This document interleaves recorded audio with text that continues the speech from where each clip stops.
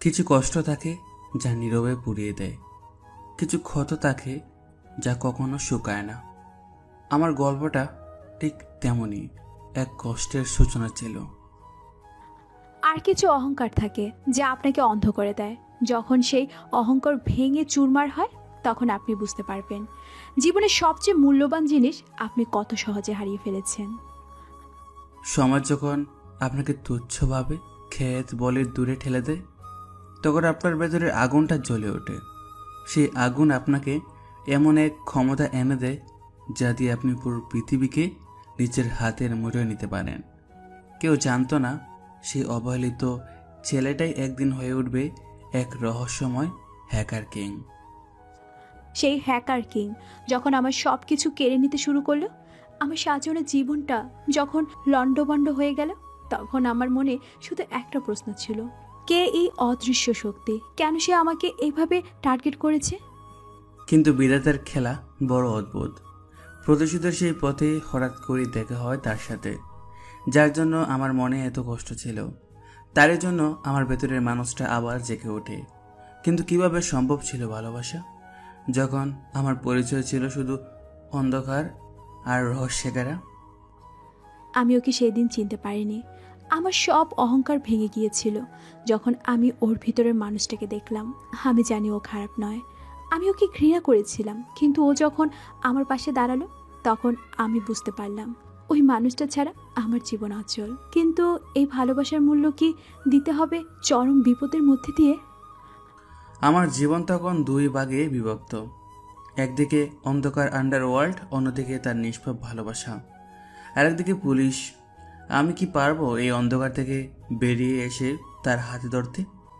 নাকি আমার সব গোপন রহস্য একদিন আমাদের এই নতুন ভালোবাসাকে গ্রাস করবে? এই গল্প শুধু প্রতিশোধ বা ঘৃণার নয়, এই গল্প ভালোবাসার, ত্যাগের আর এক নতুন পথের সন্ধানের। আমরা কি পারবো সব বাধা পেরিয়ে এক হতে? পারবে কি আমাদের ভালোবাসার সমস্ত রহস্য আর বিপদকে জয় করতে? আমাদের এই যাত্রা আপনাকে নিয়ে যাবে এমন এক অজানা জগতে, যেখানে প্রতি মুহূর্তে বদলে যাবে সম্পর্কের সমীকরণ আর উন্মোচিত হবে ভালোবাসার নতুন দিগন্ত। গল্প শুরু হয় এক কোলাহলপূর্ণ ঢাকা কলেজের প্রশস্ত ক্যাম্পাস থেকে। অসংখ্য ছাত্রছাত্রীর আনাগোনায় মুখরিত চারপাশ। ফাহিম একজন সাধারণ চেহারার কিছুটা লাজুক ছেলে। হাতে কিছু পুরনো বই নিয়ে কলেজ লাইব্রেরির পাশ দিয়ে হেঁটে যাচ্ছে। তার পরনে হালকা রঙের একটি সাধারণ শার্ট আর প্যান্ট, চুলগুলো অবিন্যস্ত, চোখে মোটা ফ্রেমের চশমা। সে সাধারণত নিজের মনেই থাকে, খুব একটা কারোর সাথে মিশতে চায় না।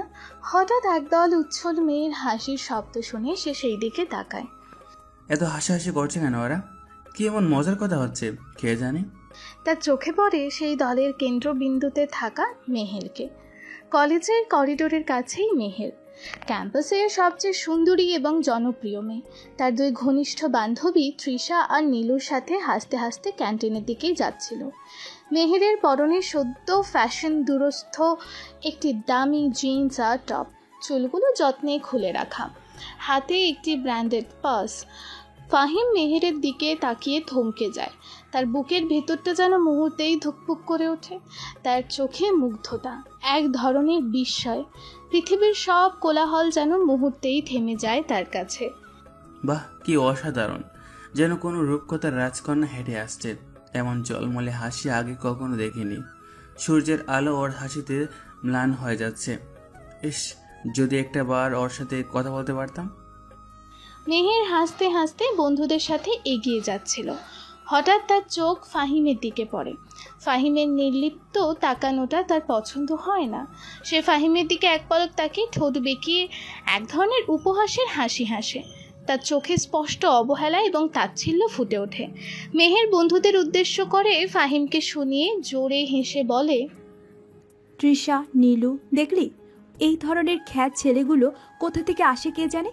দেখলে মনে হয় যেন এখনো গ্রামের কোনো ধান খেতে কাজ করছে। কলেজে আসে নাকি চিড়িয়াখানা দেখতে আসে বুঝছি না। এদের দিকে তাকাতো আমার বৃতৃষ্ণা লাগে। তৃষা ঠোঁট উল্টে হেসে বলে, হ্যাঁ রে মেহের, এদের দেখলেই না আমার মেজাজ খারাপ হয়ে যায়। কি পোশাক পরেছে দেখ, চুল যেন পাখির বাসা বেঁধে এসেছে। আমার মনে হয় এদের ফ্যাশন সেন্সটা এখনো আদিল যুগেই পড়ে আছে। ছি। নীলু মুখ কুঁচকে গলার স্বর কিছুটা উঁচিয়ে বলে, ছি, এদের জন্যই তো কলেজের মান ইজ্জত কমে যাচ্ছে। আমাদের কলেজের সুনাম নষ্ট হচ্ছে এদের জন্য। এদের দেখলেই আমার গা ঘিন ঘিন করে।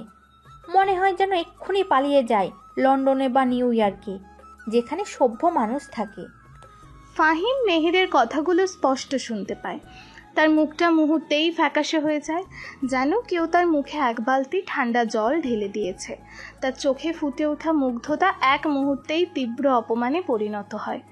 সে দ্রুত চোখ নামিয়ে ফেলে, যেন মেহের তাকে আর দেখতে না পারে। মেহেরের দিকে তাকানোটা যেন তার মহাভারত অশুদ্ধ করে দিয়েছে। সে মাথা নিচু করে সেখান থেকে দ্রুত পায়ে চলে যেতে শুরু করে, তার বইগুলো বুকের কাছে শক্ত করে ধরা। ফাহিম মনে মনে তিক্ততা নিয়ে বলে, আমি আমি কি এতই খারাপ দেখতে? আমার পোশাক কি এতই জঘন্য? ওরা কেন এমন বললো? আমি তোকে কিছুই বলিনি, শুধু একটু তাকিয়েছিলাম। সামান্য তাকানো কি এত বড় অপরাধ?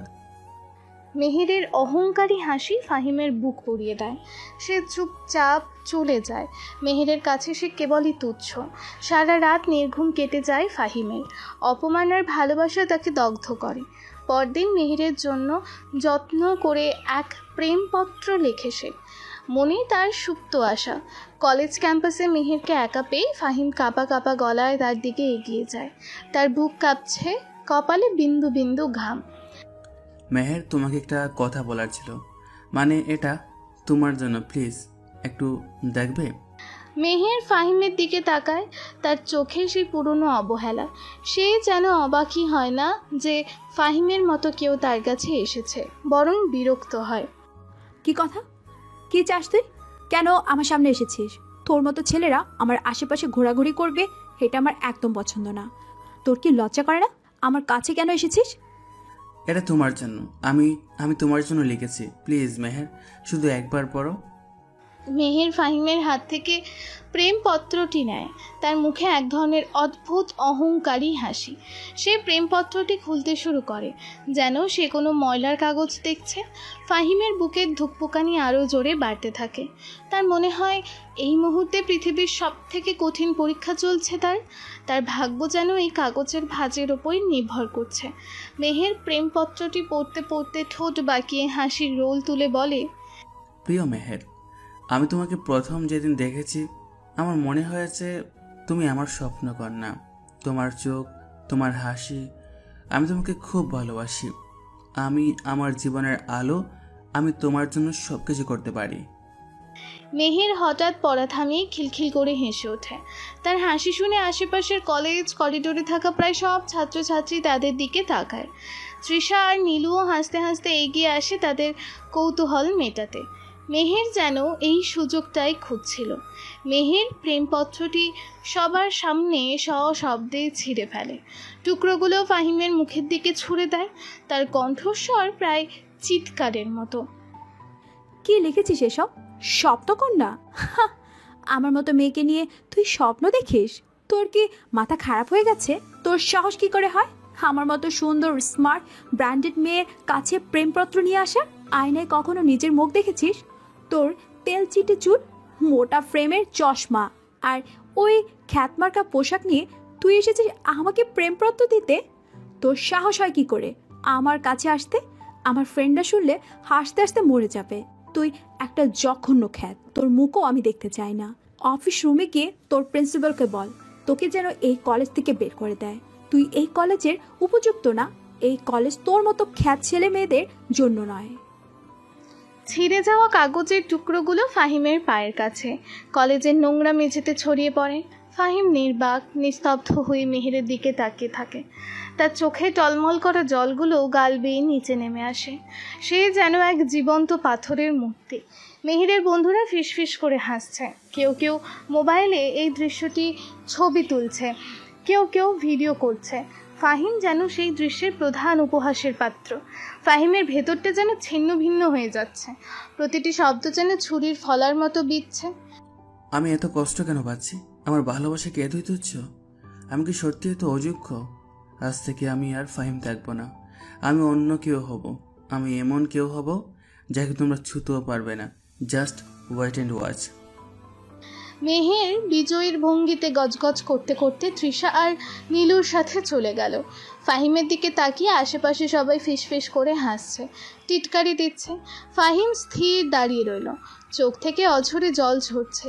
ছিঁড়ে যাওয়া প্রেমপত্রের টুকরোগুলো সে ধীরে ধীরে কুড়িয়ে নিল, যেন সেগুলো তার হৃদয়েরই খণ্ড খণ্ড অংশ। তার মনের ভেতর এক তীব্র জ্বালা। কিছু সময় পর কলেজ ক্যান্টিনের এক কোণে ফাহিম চুপচাপ বসে আছে, যেন সে অদৃশ্য হতে চায়।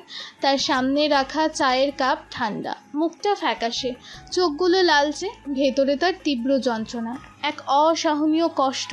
তার দুই বন্ধু রনি ও সজীব কাছে এসে নির্দয়ভাবে ঠাট্টা করতে শুরু করলো। রনি হাসতে হাসতে কাঁধে হাত রেখে বলল, কিরে ফাহিম, প্রেমিকা বুঝি পাত্তা দিল না? কি বলছিলি জানো? প্রেমপত্র দিয়েছিস? কিরে ফাহিম, মেহেরের কাছে প্রেমপত্র দিয়েছিলি? আমরা তো শুনলাম মেহের তোকে পাত্তাই দেয়নি, বরং সবার সামনে এমন অপমান করেছে যে তোর তো আর কলেজে মুখই দেখাতে পারার কথা না। কিরে ভাই, একদম চুপ কেন? সজীব মজা করে, দাঁত বের করে হেসে বলে, আরে ফাহিম, তুই মেহেরকে কেন দিতে গেলি? ও তো কলেজের রানী কুইন মেহের, ওর পেছনে তো কত স্মার্ট হ্যান্ডসাম ছেলে ঘুরে, আর তুই তো আমাদের দলের রাজা, মানে ক্ষেত রাজা। রাজার কি রানীর কাছে যাওয়ার সাহস থাকা উচিত রে? এটা তো কৌতুক ছাড়ার কিছুই না। ফাহিম কিছু বলে না, সে শুধু তাদের দিকে উদাসীনভাবে তাকিয়ে থাকে। তার চোখে এক ধরনের তীব্র বেদনা এবং শূন্যতা। সে যেন আর এই পৃথিবীর অংশ নয়, যেন তার শরীরটা এখানে থাকলেও মনটা অনেক দূরে কোথাও চলে গেছে।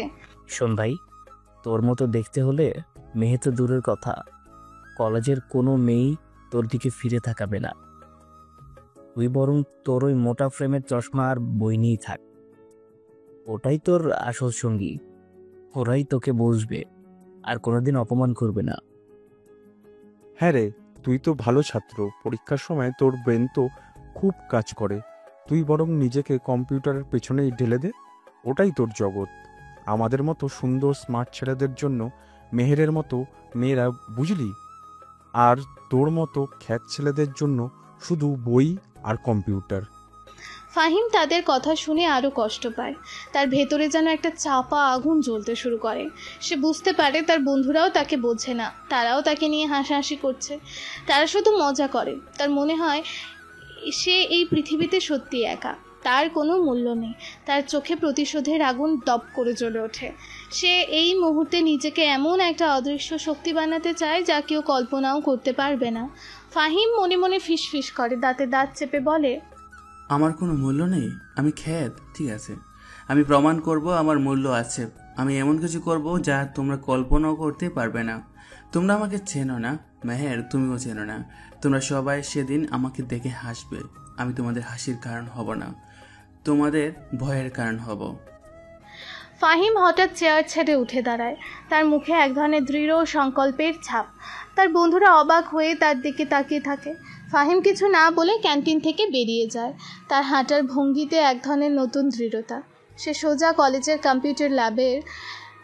রাতে ফাহিম তার ছোট অগোছালো ঘরে ল্যাপটপের সামনে বসে আছে। তার টেবিল, বই আর কাগজের স্তূপে ভর্তি। ঘর অন্ধকার, শুধু ল্যাপটপের নীল আলো তার মুখে পড়ছে। তার চোখে ঘুম নেই। সে বারবার মেহেরের অপমানের কথাই ভাবছে। বন্ধুদের বিদ্রূপের শব্দ তার কানে বাজছে। তার মনের ভেতরটা যেন অশান্ত সমুদ্র। আমি আর এই অপমান সহ্য করবো না, আমি নিজেকে পরিবর্তন করব। আমাকে এমন কিছু হতে হবে যা কেউ ছুঁতেও পারবে না, কেউ আমাকে হেও করতে পারবে না। কিন্তু কিভাবে? আমি তো সাধারণ মানুষ, আমার কাছে তো টাকা নেই, ক্ষমতা নেই, আমি কি করব? আমাকে তো কেউ চিনবেও না। সে ইন্টারনেট ঘাঁটতে থাকে, উদ্দেশ্যহীনভাবে বিভিন্ন ওয়েবসাইট ঘুরছে। হঠাৎ তার চোখে পড়ে একটি আর্টিকেল, দ্য ডার্ক ওয়েভ, আন্ডারওয়ার্ল্ডের গোপন জগৎ এবং হ্যাকারদের দুনিয়া। শিরোনামটা তার মনোযোগ আকর্ষণ করে। সে কৌতূহলবশত সেই লিঙ্কে ক্লিক করে। স্ক্রিনে ভেসে ওঠে অচেনা ওয়েবসাইট, যেখানে হ্যাকাররা তাদের কাজ নিয়ে আলোচনা করছে। বিভিন্ন গোপন তথ্য লেনদেন হচ্ছে। ক্রিপ্টোকারেন্সির মাধ্যমে বড় বড় ডিল হচ্ছে। সে যেন এক নতুন নিষিদ্ধ জগতের দ্বার প্রান্তে এসে দাঁড়িয়েছে। হ্যাকিং? এটা কি? এটা কি সত্যি সম্ভব? কোনো কম্পিউটারকে নিয়ন্ত্রণ করা, একটা দেশের পুরো সিস্টেমকে হ্যাক করা? আমি কি এটা শিখতে পারবো? এই দুনিয়াটা তো বিশাল। এখানে তো মনে হচ্ছে অদৃশ্য কিছু মানুষ পুরো পৃথিবী চালাচ্ছে। আমি যদি এই শক্তিটা অর্জন করতে পারি। সে হ্যাকিংয়ের একটি গোপন ফোরামে প্রবেশ করে। সেখানে বিভিন্ন কঠিন টার্ম, কোড এবং সাইবার ক্রাইমের আলোচনা চলছে।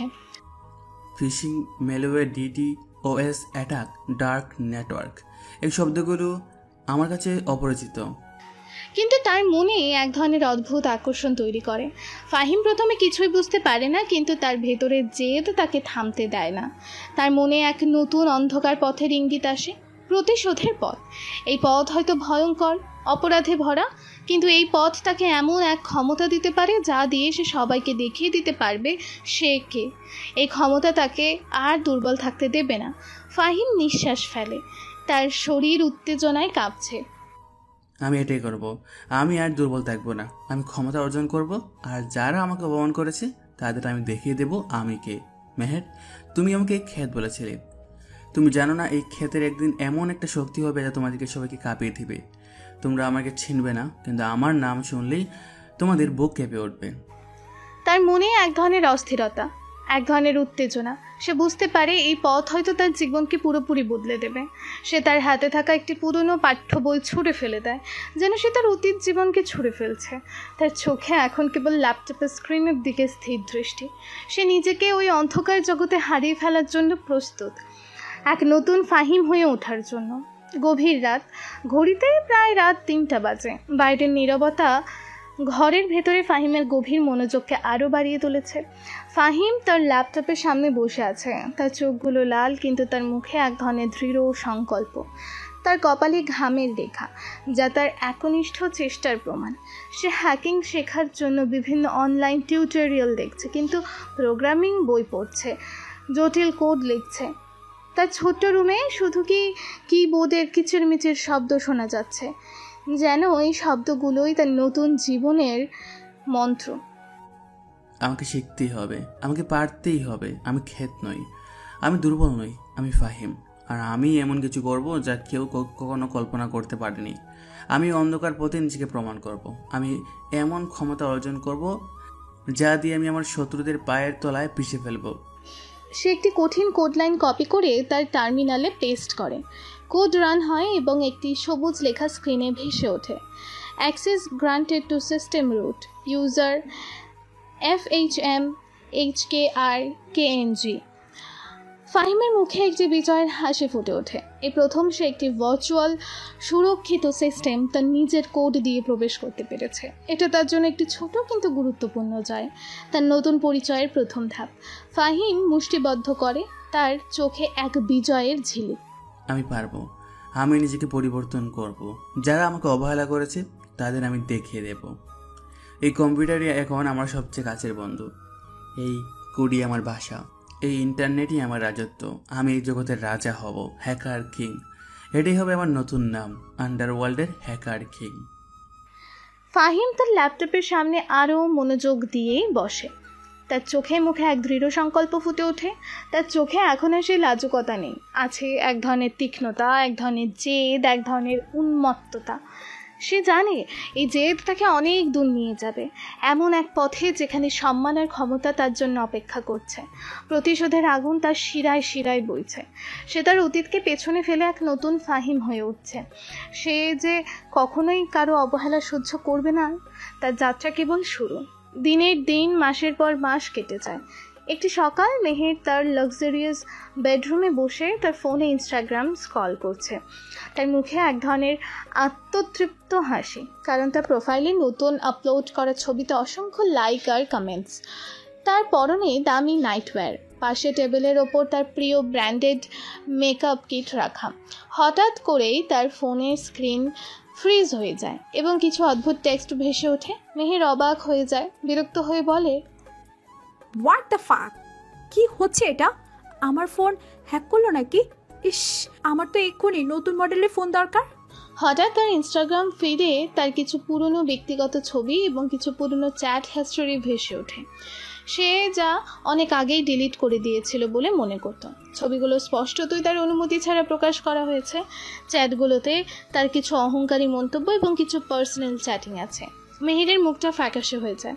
সে হতভম্ব হয়ে স্ক্রিনের দিকে তাকিয়ে থাকে। তার হাসি মুহূর্তেই উধাও হয়ে যায়। চিৎকার করে বলে, নীলু, তৃষা, তোরা কোথায়? দেখ দেখ আমার ইনস্টাগ্রাম কি হয়েছে, কে করলো এটা? কি তার হয়েছে মা মা? ঘরে প্রবেশ করে। সকালে সকালে এত চিৎকার করছিস কেন? আমার ঘুমটা ভেঙে দিলি তো। মেহের ফোনের স্ক্রিন মায়ের দিকে ধরে বলে, দেখো মা, আমার ইনস্টাগ্রাম কেউ হ্যাক করেছে। আমার পুরনো সব ছবি আর চ্যাট প্রকাশ করে দিয়েছে। আমার প্রাইভেসি নষ্ট করেছে। কে এই কাজ করলো? আমার তো বিশ্বাস হচ্ছে না। মেহেরের মা স্ক্রিন দেখে অবাক হয়ে বলেন, এসব কি মেহের? এই ছবিগুলো তো অনেক পুরনো। আর এই চ্যাটগুলো তুই তো বলতিস ডিলিট করে দিয়েছিস। কে এই কাজ করলো? তোর কোনো শত্রু আছে নাকি? মেহের কেঁদে ফেলে। শত্রু? আমার আবার শত্রু কে হবে? আমি তো কারোর সাথে খারাপ ব্যবহার করিনি। সবাই আমাকে ভালোবাসে। এটা নিশ্চয়ই কোনো ফ্রাস্ট্রেটেড ছেলে বা কোনো হিংসুটে মেয়ে করেছে। আমার মান সম্মান সব শেষ করে দিল। কলেজ থেকে আমার বন্ধুরা হয়তো জেনে গেছে। মেহের তার ফোন ছুঁড়ে ফেলে দেয়। তার চোখে রাগের আগুন। সে বুঝতে পারছে না এই ঘটনার পেছনে কে আছে। তার অহংকার যেন এক মুহূর্তে চূর্ণ হয়ে গেছে। সে দেয়ালের দিকে তাকিয়ে ফুপিয়ে কাঁদতে থাকে। ঢাকা কলেজের ক্যান্টিন। মেহের, তৃষা এবং নীলু একসাথে বসে আছে। মেহেরের মুখটা কালচে হয়ে আছে, চোখ ফোলা। তাদের চারপাশে অন্যান্য ছাত্রছাত্রীরা ফিসফিস করে কথা বলছে এবং কেউ কেউ মেহেরের দিকে তাকিয়ে হাসছে। মেহেরের অস্বস্তি স্পষ্ট। মেহের রাগ আর হতাশা নিয়ে বলে, আমি বিশ্বাস করতে পারছি না এটা আমার সাথে ঘটলো। আমার ইনস্টাগ্রাম হ্যাক করে দিল। আমার সব ব্যক্তিগত চ্যাট আর ছবি সবাই দেখে ফেলেছে। তোদের মধ্যে কেউ কি জানিস কে এই কাজটা করতে পারে? আমার মনে হয় কোনো লোকাল হ্যাকার ছাড়া আর কেউ এই কাজটা করেনি। তৃষা মুখটা ঘুরিয়ে ফিসফিস করে বলে, আরে মেয়ের শান্ত হ। কে বা কারা এই কাজ করেছে তা নিয়ে এত ভাবলে হবে? কিছু বোকা ছেলেপুলে তোকে নিয়ে মজা করার জন্যই এমন করেছে হয়তো। তবে সত্যি বলতে তোর কিছু চ্যাট কিন্তু বেশ অ্যারোগেট ছিল। মেহের চিৎকার করে বলে, কি বলছিস তৃষা? আমার চ্যাট অ্যারোগ্যান্ট ছিল মানে? আমি যা মনে করি তাই বলি। এতে কার কি সমস্যা? তোর কি মনে হয় এটা কোনো ছেলে করেছে? আমার তো মনে হয় কোনো হিংসুটে মেয়ে করেছে। আমার তো কোনো শত্রু নেই। নীলু চিন্তিত মুখে বলে, কিন্তু মেহের, আমরাও তো শুনলাম এই হ্যাকার নাকি বেশ বিপজ্জনক। গত সপ্তাহে নাকি আমাদের কলেজের পরীক্ষার রেজাল্ট শিটও বদলে দিয়েছে। কেউ কেউ বলছে এটা নাকি কোনো সাধারণ হ্যাকার না, অনেক পাওয়ারফুল। মেহের টেবিলে হাত চাপড়ে বলে, পাওয়ারফুল হোক বা না হোক, আমি ওকে খুঁজে বের করব। আমার পার্সোনাল লাইফে নাক গলানোর সাহস ওর হলো কি করে? আমি এই রহস্যময় হ্যাকারকে খুঁজে বের করে ওকে এমন শিক্ষা দেব যাতে ওর বাপদাদারও আর কখনো কোনো মেয়ের প্রাইভেসি নষ্ট করার সাহস না পায়। আমি ওর অস্তিত্ব মুছে ফেলবো। মেহেরের চোখে মুখে প্রতিশোধের আগুন জ্বলে ওঠে। তার বন্ধুরা তাকে শান্ত করার চেষ্টা করে, কিন্তু মেহেরের রাগ যেন থামছেই না। ক্যান্টিনের অন্য ছাত্রছাত্রীরা তাদের দিকে তাকিয়ে থাকে। কেউ কেউ ফিসফিস করে হাসে, কেউ কেউ মেহেরের রাগী চেহারা দেখে কিছুটা ভয় পায়। মেহেরের শপথ করে সে এই হ্যাকারকে খুঁজে বের করবে। এদিকে ফাহিম তার ছোট্ট অন্ধকার ঘরে ল্যাপটপের সামনে বসে আছে। তার মুখে এক ধরনের দুষ্টু হাসি। সে মেহেরের ইনস্টাগ্রাম হ্যাক করার পর থেকে যেন আরও আত্মবিশ্বাসী হয়ে উঠেছে। তার সামনে একাধিক স্ক্রিন খোলা, যেখানে সে বিভিন্ন হ্যাকিং টুলস আর কোড নিয়ে কাজ করছে। তার চারপাশে চিপসের প্যাকেট আর কফির মগ। ফাহিম একাই কথা বলছে, যেন তার কম্পিউটারই তার বন্ধু। মেহেরের মুখটা দেখার মতো ছিল। আমার মনে হয়েছিল ওর অহংকারটা এবার একটু কমেছে, কিন্তু এটা তো সবে শুরু, আরও অনেক কিছু বাকি আছে। মেহের, অপেক্ষা করো। সে এবার কলেজের পরীক্ষার সার্ভারে লগ ইন করার চেষ্টা করে। কয়েক মিনিটের মধ্যে সে সফল হয়। গণিত পরীক্ষার প্রশ্নপত্র এটা ফাঁস করলে কেমন হয়? নাকি কিছু ছাত্রের ফল পরিবর্তন করে দিই? রনি আর সজীব ওরা আমাকে খেত বলেছিল, ওদের একটু উপকার করা যাক। ফাহিম, রনি ও সজীবের রেজাল্ট পরিবর্তন করে দেয়, তাদের ফেল থেকে পাস বানিয়ে দেয়। এরপর সে গণিত প্রশ্নপত্রটি কলেজের একটি গোপন গ্রুপে ফাঁস করে দেয়। ফাহিম মুচকি হেসে মনে মনে বলে, আমার নামটা ধীরে ধীরে ছড়াচ্ছে, দ্য গোস্ট হ্যাকার।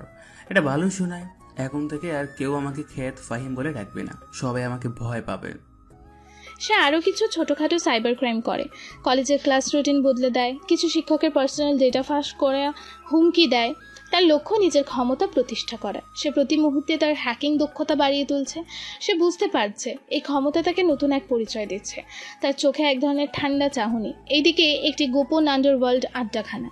শহরের কুখ্যাত cyber crime gang the shadow সিন্ডিকেটের প্রধান রুক্ষ চেহারার বাবলু ভাই তার দুই ডান হাত রানা ও জনিকে নিয়ে বসে আছে। তাদের সামনে ল্যাপটপে ফাহিমের করা সাম্প্রতিক হ্যাকিংগুলো রিপোর্ট খোলা।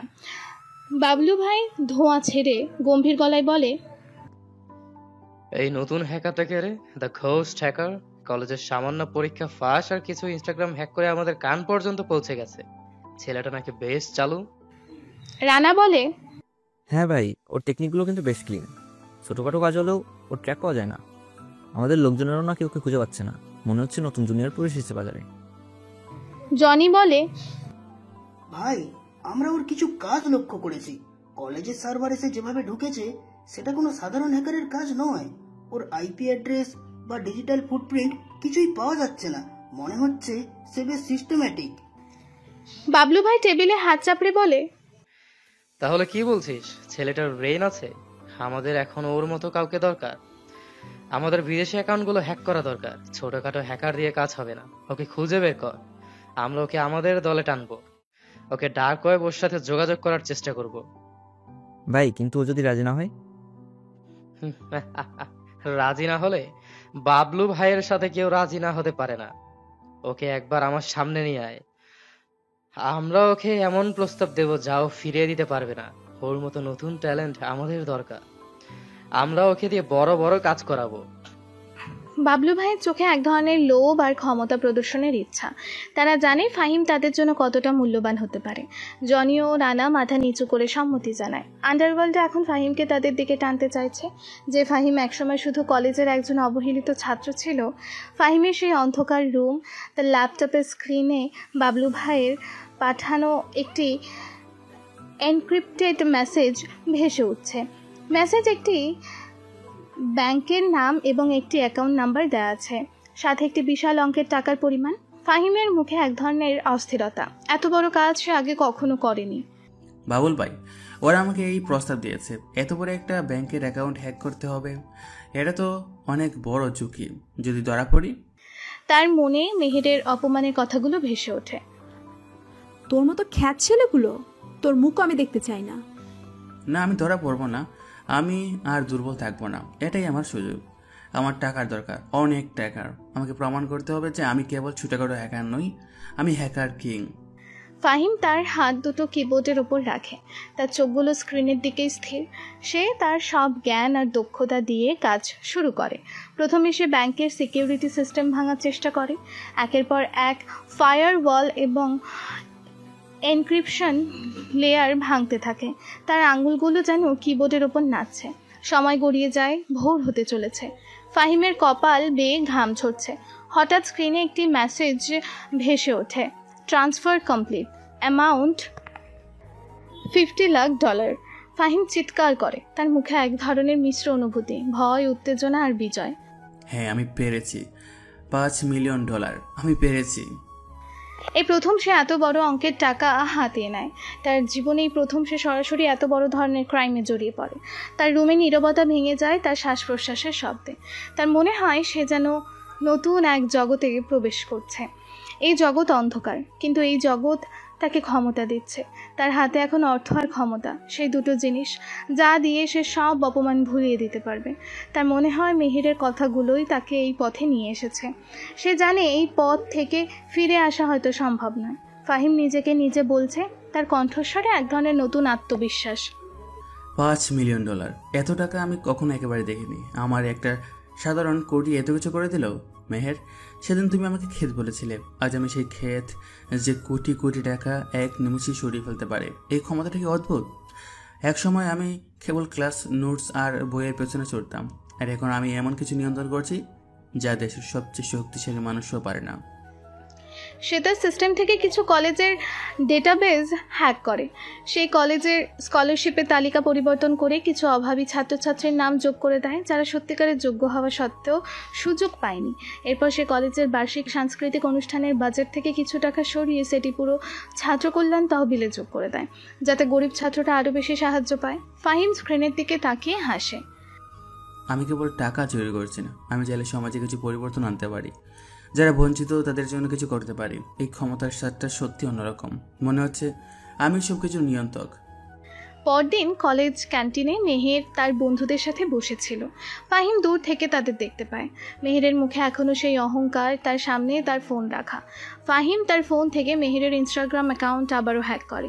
এবার সে কোনো নোংরা জিনিস পোস্ট করে না, বরং সে মেহেরের নিজেরই কিছু পুরনো ছবি পোস্ট করে, যেখানে মেহের সাধারণ পোশাকে মেকআপ ছাড়া দেখাচ্ছে। ছবিগুলো এমনভাবে এডিট করা যে মেহেরকে হাস্যকর দেখাচ্ছে। মেহেরের ফোনে নোটিফিকেশন আসতে শুরু করে। ফাহিম মনে মনে মৃদু হাসে। মেহের, তুমি এখনো তোমার অহংকার নিয়ে বসে আছো? তুমি জানো না তোমার মতো মানুষদের অহংকার ভাঙার জন্যই আমি এসেছি। এই ক্ষমতা আমার হাতে। আর তুমি এখনো জানো না কে তোমার পেছনে লেগেছে। তোমার হাসি দেখতে আমার খুব ভালো লাগছে। এই খেলাটা এখন আরও জমে উঠবে। রাতে মেহের তার লাক্সারিয়াস বেডরুমে বসে আছে। তার মুখটা রাগে লাল হয়ে আছে, চোখ থেকে যেন আগুন ছুটছে। তার ফোনের স্ক্রিনে তার মেকআপ ছাড়া হাস্যকর ছবিগুলো ভেসে আছে, যেখানে অজস্র নেগেটিভ কমেন্টস। তার পাশে তৃষা ও নীলু বসে তাকে সান্ত্বনা দেওয়ার চেষ্টা করছে, কিন্তু তাদের নিজেদের মুখেই বিরক্তি। মেহের চিৎকার করে বলে, কে করলো এটা? কে আমার এই ছবিগুলো এইভাবে পোস্ট করলো? আমার মুখটা দেখ, আমি দেখতে কেমন দেখাচ্ছি? আমি তো এর আগে কখনো এমন ছবি তুলিনি। আমার তো মনে হচ্ছে কেউ আমাকে স্টক করছে। এই হ্যাকারটা আমাকে শেষ করে দিল, আমার ইমেজ পুরো ডাস্টবিনে ফেলে দিল। তৃষা বিরক্তি নিয়ে বলে, মেহের শান্ত হ, এত চিৎকার কেন করছিস? এটা তো আর প্রথমবার হলো না কেউ তোকে নিয়ে মজা করছে, কিন্তু তোর কিছু ছবি সত্যিই দেখতে কেমন অদ্ভুত লাগছে। মেহের তৃষার দিকে তাকিয়ে বলে, কি বলছিস তৃষা? তুইও আমাকে নিয়ে হাসছিস? আমার মনে হচ্ছে আমি পাগল হয়ে যাব। আমার যত গুরুত্বপূর্ণ ফাইল ছিল গুগল ড্রাইভে, সেগুলো গায়েব হয়ে গেছে। আমার অ্যাডমিশন অ্যাপ্লিকেশনের কিছু ফাইল ছিল সেখানে, সেগুলো খুঁজে পাচ্ছি না। কে এই কাজ করলো? ওই হ্যাকার কি আমাকে টার্গেট করেছে? আমার মনে হচ্ছে এর পেছনে কোনো বড় ষড়যন্ত্র আছে। নীলু দীর্ঘশ্বাস ফেলে বলে, মেহের, আমরা জানি না কে এই কাজ করছে, কিন্তু তোর সব ফাইল গায়েব হয়ে যাওয়াটা চিন্তার বিষয়। তোর ভার্সিটির অ্যাপ্লিকেশনের ডেডলাইন তো সামনে, কি করবি এখন? মেহের মাথায় হাত দিয়ে বলে, আমি মানসিকভাবে বিধ্বস্ত হয়ে গেছি। আমি রাতে ঘুমাতে পারি না, দিনে আমার অস্বস্তি লাগে, আমার পড়াশোনা নষ্ট হচ্ছে। মনে হচ্ছে আমার জীবনটা যেন অন্য কেউ নিয়ন্ত্রণ করছে। আমি এই রহস্যময় হ্যাকারকে ক্ষমা করব না। আমি ওকে খুঁজে বের করব এবং ওর হাত পা ভেঙে দেব। ও কেন আমাকে এভাবে টর্মেন্ট করছে? আমি ওর কি ক্ষতি করেছি? মেহেরের ফোনটা ছুঁড়ে ফেলে দেয়। তার চোখে জল টলমল করছে। সে মানসিকভাবে ভেঙে পড়েছে। তার বন্ধুরা তাকে সান্ত্বনা দেওয়ার চেষ্টা করে, কিন্তু মেহেরের রাগ আর হতাশা যেন কোনো কিছুতেই কমছে না। তার অহংকার যেন ভাঙতে শুরু করেছে। এদিকে ফাহিম তার ল্যাপটপের সামনে বসে আছে। সে মেহেরের অনলাইন অ্যাক্টিভিটি পর্যবেক্ষণ করছে। মেহেরের হতাশাজনক ইনস্টাগ্রাম পোস্টগুলো আর তার বন্ধুদের সাথে করা কান্নার ভিডিওগুলো সে দেখছে। ফাহিমের মুখে এক ধরনের অদ্ভুত হাসি, যা একই সাথে প্রতিশোধের তৃপ্তি এবং এক ধরনের শূন্যতা প্রকাশ করে। ফাহিম নিজেকে নিজেই বলছে, মেহের, তুমি আমাকে অপমান করেছিলে, এখন তুমি কাঁদছো। তোমার এই কষ্টটা আমার কাছে এক ধরনের জয়। তুমি সেদিন আমাকে ক্ষেত বলেছিলে, আজ দেখো সে ক্ষেত তোমার চোখের জল দেখতে পাচ্ছে, আর তুমি কিছু করতেও পারছো না। সে মেহেরের একটি কান্নার ভিডিও চালু করে। মেহেরের আর্তনাদ শুনে ফাহিমের মনে এক ধরনের শীতল তৃপ্তি আসে। আমি জানি এটা হয়তো খুব খারাপ কাজ, কিন্তু তুমি আমার সাথে যা করেছিলে তার থেকে এটা কি বেশি খারাপ? আমার আত্মসম্মানকে তুমি ধুলে মিশিয়ে দিয়েছিলে। আমি সেদিন মরে যেতে চেয়েছিলাম, আর আজ আমি তোমাকে কষ্ট দিচ্ছি। আমি আমার ভেতরের দুর্বল ফাহিমকে মেরে ফেলেছি, এখন আমি অন্য কেউ। সে নিজের হাতের দিকে তাকায়। তার আঙুলগুলো কিবোর্ডে যেভাবে নাচে তাতে এক ধরনের দক্ষতা ফুটে ওঠে। সে নিজের বদলে যাওয়াটা দেখে নিজেই অবাক হয়। কে এই ফাহিম? সে কি সে লাজুক ছেলেটা যে মেয়ের সামনে কথা বলতেও ভয় পেত, নাকি সে এই হ্যাকার কিং যে কারো জীবন এক নিমেষেই উলটপালট করে দিতে পারে? এই অন্ধকার জগৎটা আমাকে এমন ক্ষমতা দিয়েছে যা আমি কখনো কল্পনা করিনি। ফাহিম কম্পিউটারের স্ক্রিনের দিকে তাকিয়ে থাকে। মেহেরের কষ্ট তার প্রতিশোধের আকাঙ্ক্ষাকে আরও বাড়িয়ে তোলে, কিন্তু তার ভেতরে কোথাও এক ধরনের শূন্যতাও কাজ করে। এই প্রতিশোধ তাকে কী দেবে সে জানে না, তবে সে এই খেলাটা চালিয়ে যাবে। একদিকে বাবলু ভাই, রানা, জনি এবং আরও কিছু গ্যাং সদস্য বসে আছে। তাদের সামনে একটি প্রজেক্টর স্ক্রিনে ফাহিমের বিভিন্ন হ্যাকিংয়ের খবর দেখানো হচ্ছে। তার নাম এখন শুধু কলেজ বা স্থানীয় ছোটোখাটো মহলেই সীমাবদ্ধ নেই, পুরো বাংলাদেশের আন্ডারওয়ার্ল্ডে তার নাম ছড়িয়ে পড়েছে। বাবলু ভাই সিগারেটের লম্বা টান দিয়ে চোখে মুগ্ধতা নিয়ে বলে, এই ছেলেটা তো গোস্ট হ্যাকার, ও তো আমাদের ধারণার থেকেও বেশি ডেঞ্জারাস। আমাদের দেওয়া কাজ ছাড়াও সে নিজের মতো করে ছোটখাটো কাজ করছে, আর তার নাম ছড়িয়ে পড়ছে। আমার মনে হচ্ছে সে দেশের সব থেকে বড় হ্যাকার কিং হতে চলেছে। হ্যাঁ ভাই, ওর হ্যাকিং টেকনিকগুলো লেটেস্ট, কেউ ওকে ট্র্যাক করতে পারছে না। গত সপ্তাহে সে ঢাকা স্টক এক্সচেঞ্জের একটি ছোট সার্ভারে ঢুকেছিল, যদিও কোনো ক্ষতি করেনি, কিন্তু এটা প্রমাণ করার ক্ষমতা। ভাই, আরো বড় বড় গ্যাংগুলো ওকে তাদের দলে টানতে চাইছে। চট্টগ্রামের টাইগার গ্যাং আর খুলনার কালোহাত সিন্ডিকেট সবাই ওর সাথে যোগাযোগ করার চেষ্টা করছে। আমাদের উচিত ওকে আরো বড় প্রস্তাব দেওয়া, যাতে সে আমাদের সাথে থাকে। আমি জানি কি করতে হবে। আমরা ওকে এখন আর ছোটখাটো কাজ দেব না, আমরা ওকে আমাদের বস বানাবো, আমাদের মেইন হ্যাকার। আমরা ওর মাধ্যমে বড় বড় বিজনেস টাইকুনদের ব্যাংক অ্যাকাউন্ট খালি করব, সরকারি ডেটা চুরি করব। ওর মতো ট্যালেন্ট যদি আমাদের সাথে থাকে, তাহলে আমরা পুরো বাংলাদেশ আন্ডারওয়ার্ল্ড নিয়ন্ত্রণ করতে পারবো। বাবলু ভাই ফাহিমের সাথে যোগাযোগের জন্য রানাকে নির্দেশ দেয়। ফাহিমের নাম এখন আন্ডারওয়ার্ল্ডে এক নতুন শক্তির প্রতীক। সবাই তাকে ভয় পেতে শুরু করেছে। ফাহিম নিজেকে হ্যাকার কিং হিসেবে প্রতিষ্ঠিত করার পরিকল্পনা করছে। তার ক্ষমতার বিস্তার হচ্ছে দ্রুত গতিতে। রাতে শহরের একটি অন্ধকার গলির ভেতরে একটি পুরনো গুদাম। ফাহিম সেখানে এসেছে বাবলু ভাইয়ের পাঠানো একটি মেসেজ ডিকোড করে। সে ভেবেছিল এটা কোনো হ্যাকিংয়ের মিশন, কিন্তু সেখানে সে দেখে বাবলু ভাইয়ের গ্যাংয়ের কয়েকজন লোক একজন লোককে মারধর করছে। ফাহিম হতবাক হয়ে দাঁড়িয়ে থাকে। বাবলু ভাই ফাহিমকে দেখে হাসে। আরে ঘোস্ট হ্যাকার, চলে এসেছিস। তোর মতো ট্যালেন্ট আমাদের দরকার ছিল। এই লোকটা আমাদের টাকা চুরি করেছিল, এখন ওর সব তথ্য চাই। তুই ওর ফোন হ্যাক করে ওর সব গোপন তথ্য বের কর। ফাহিম লোকটার দিকে তাকায়। লোকটার মুখ থেকে রক্ত ঝরছে, সে ভয়ে কাঁপছে। ফাহিম কখনো এমন পরিস্থিতিতে পড়েনি। তার হাত কাঁপতে শুরু করে। ফাহিম কাঁপা কাঁপা গলায় বলে, ভাই, আমি তো হ্যাকার, আমি ওসব মারামারি। বাবলু ভাই হাত বাড়িয়ে ফাহিমের গালে থাপ্পড় মারে। কি বলছিস? এখানে কোনো হ্যাকার নেই, এখানে শুধু মাফিয়া আছে। তুই এখন আমাদের দলের অংশ। আমাদের কাজ শুধু কম্পিউটার হ্যাক করা নয়, আমাদের কাজ টাকা আনা। আর টাকা আনতে গেলে মাঝে মাঝে রক্তও ঝরাতে হয়। তুই ওর ফোন হ্যাক করবি, নইলে তোর পরিণতি ওর থেকেও খারাপ হবে। ফাহিম বাবলু ভাইয়ের দিকে তাকায়। তার চোখে ভয়, কিন্তু সে জানে তার আর ফিরে যাওয়ার পথ নেই। সে ল্যাপটপ বের করে লোকটার ফোন হ্যাক করা শুরু করে। তার হাত কাঁপছে, কিন্তু সে জানে তাকে এটা করতেই হবে। হ্যাকিং শেষে সে লোকটার সব তথ্য বাবলু ভাইকে দিয়ে দেয়। বাবলু ভাইয়ের নির্দেশে লোকটাকে মেরে ফেলা হয়। ফাহিম মনে মনে বলে, তার বুক কাঁপছে। এটা কি করাম আমি কি একজন অপরাধী হয়ে গেলাম? আমি তো শুধু প্রতিশোধ নিতে চেয়েছিলাম, কিন্তু এই পথ তো আমাকে অন্য এক জগতে নিয়ে আসছে। আমি তো রক্ত দিতে চাইনি। ফাহিম সেখান থেকে দ্রুত বেরিয়ে আসে। তার মনে এক ধরনের পরিবর্তন আসে। সে বুঝতে পারে অপরাধের এই জগৎ কেবল কম্পিউটার স্ক্রিনেই সীমাবদ্ধ নয়। এখানে রক্তের গন্ধ আছে, ভয় আছে, আর আছে মানুষের জীবন নিয়ে খেলা করার মতো ক্ষমতা। তার মনে মেহেরের কথা ভেসে ওঠে।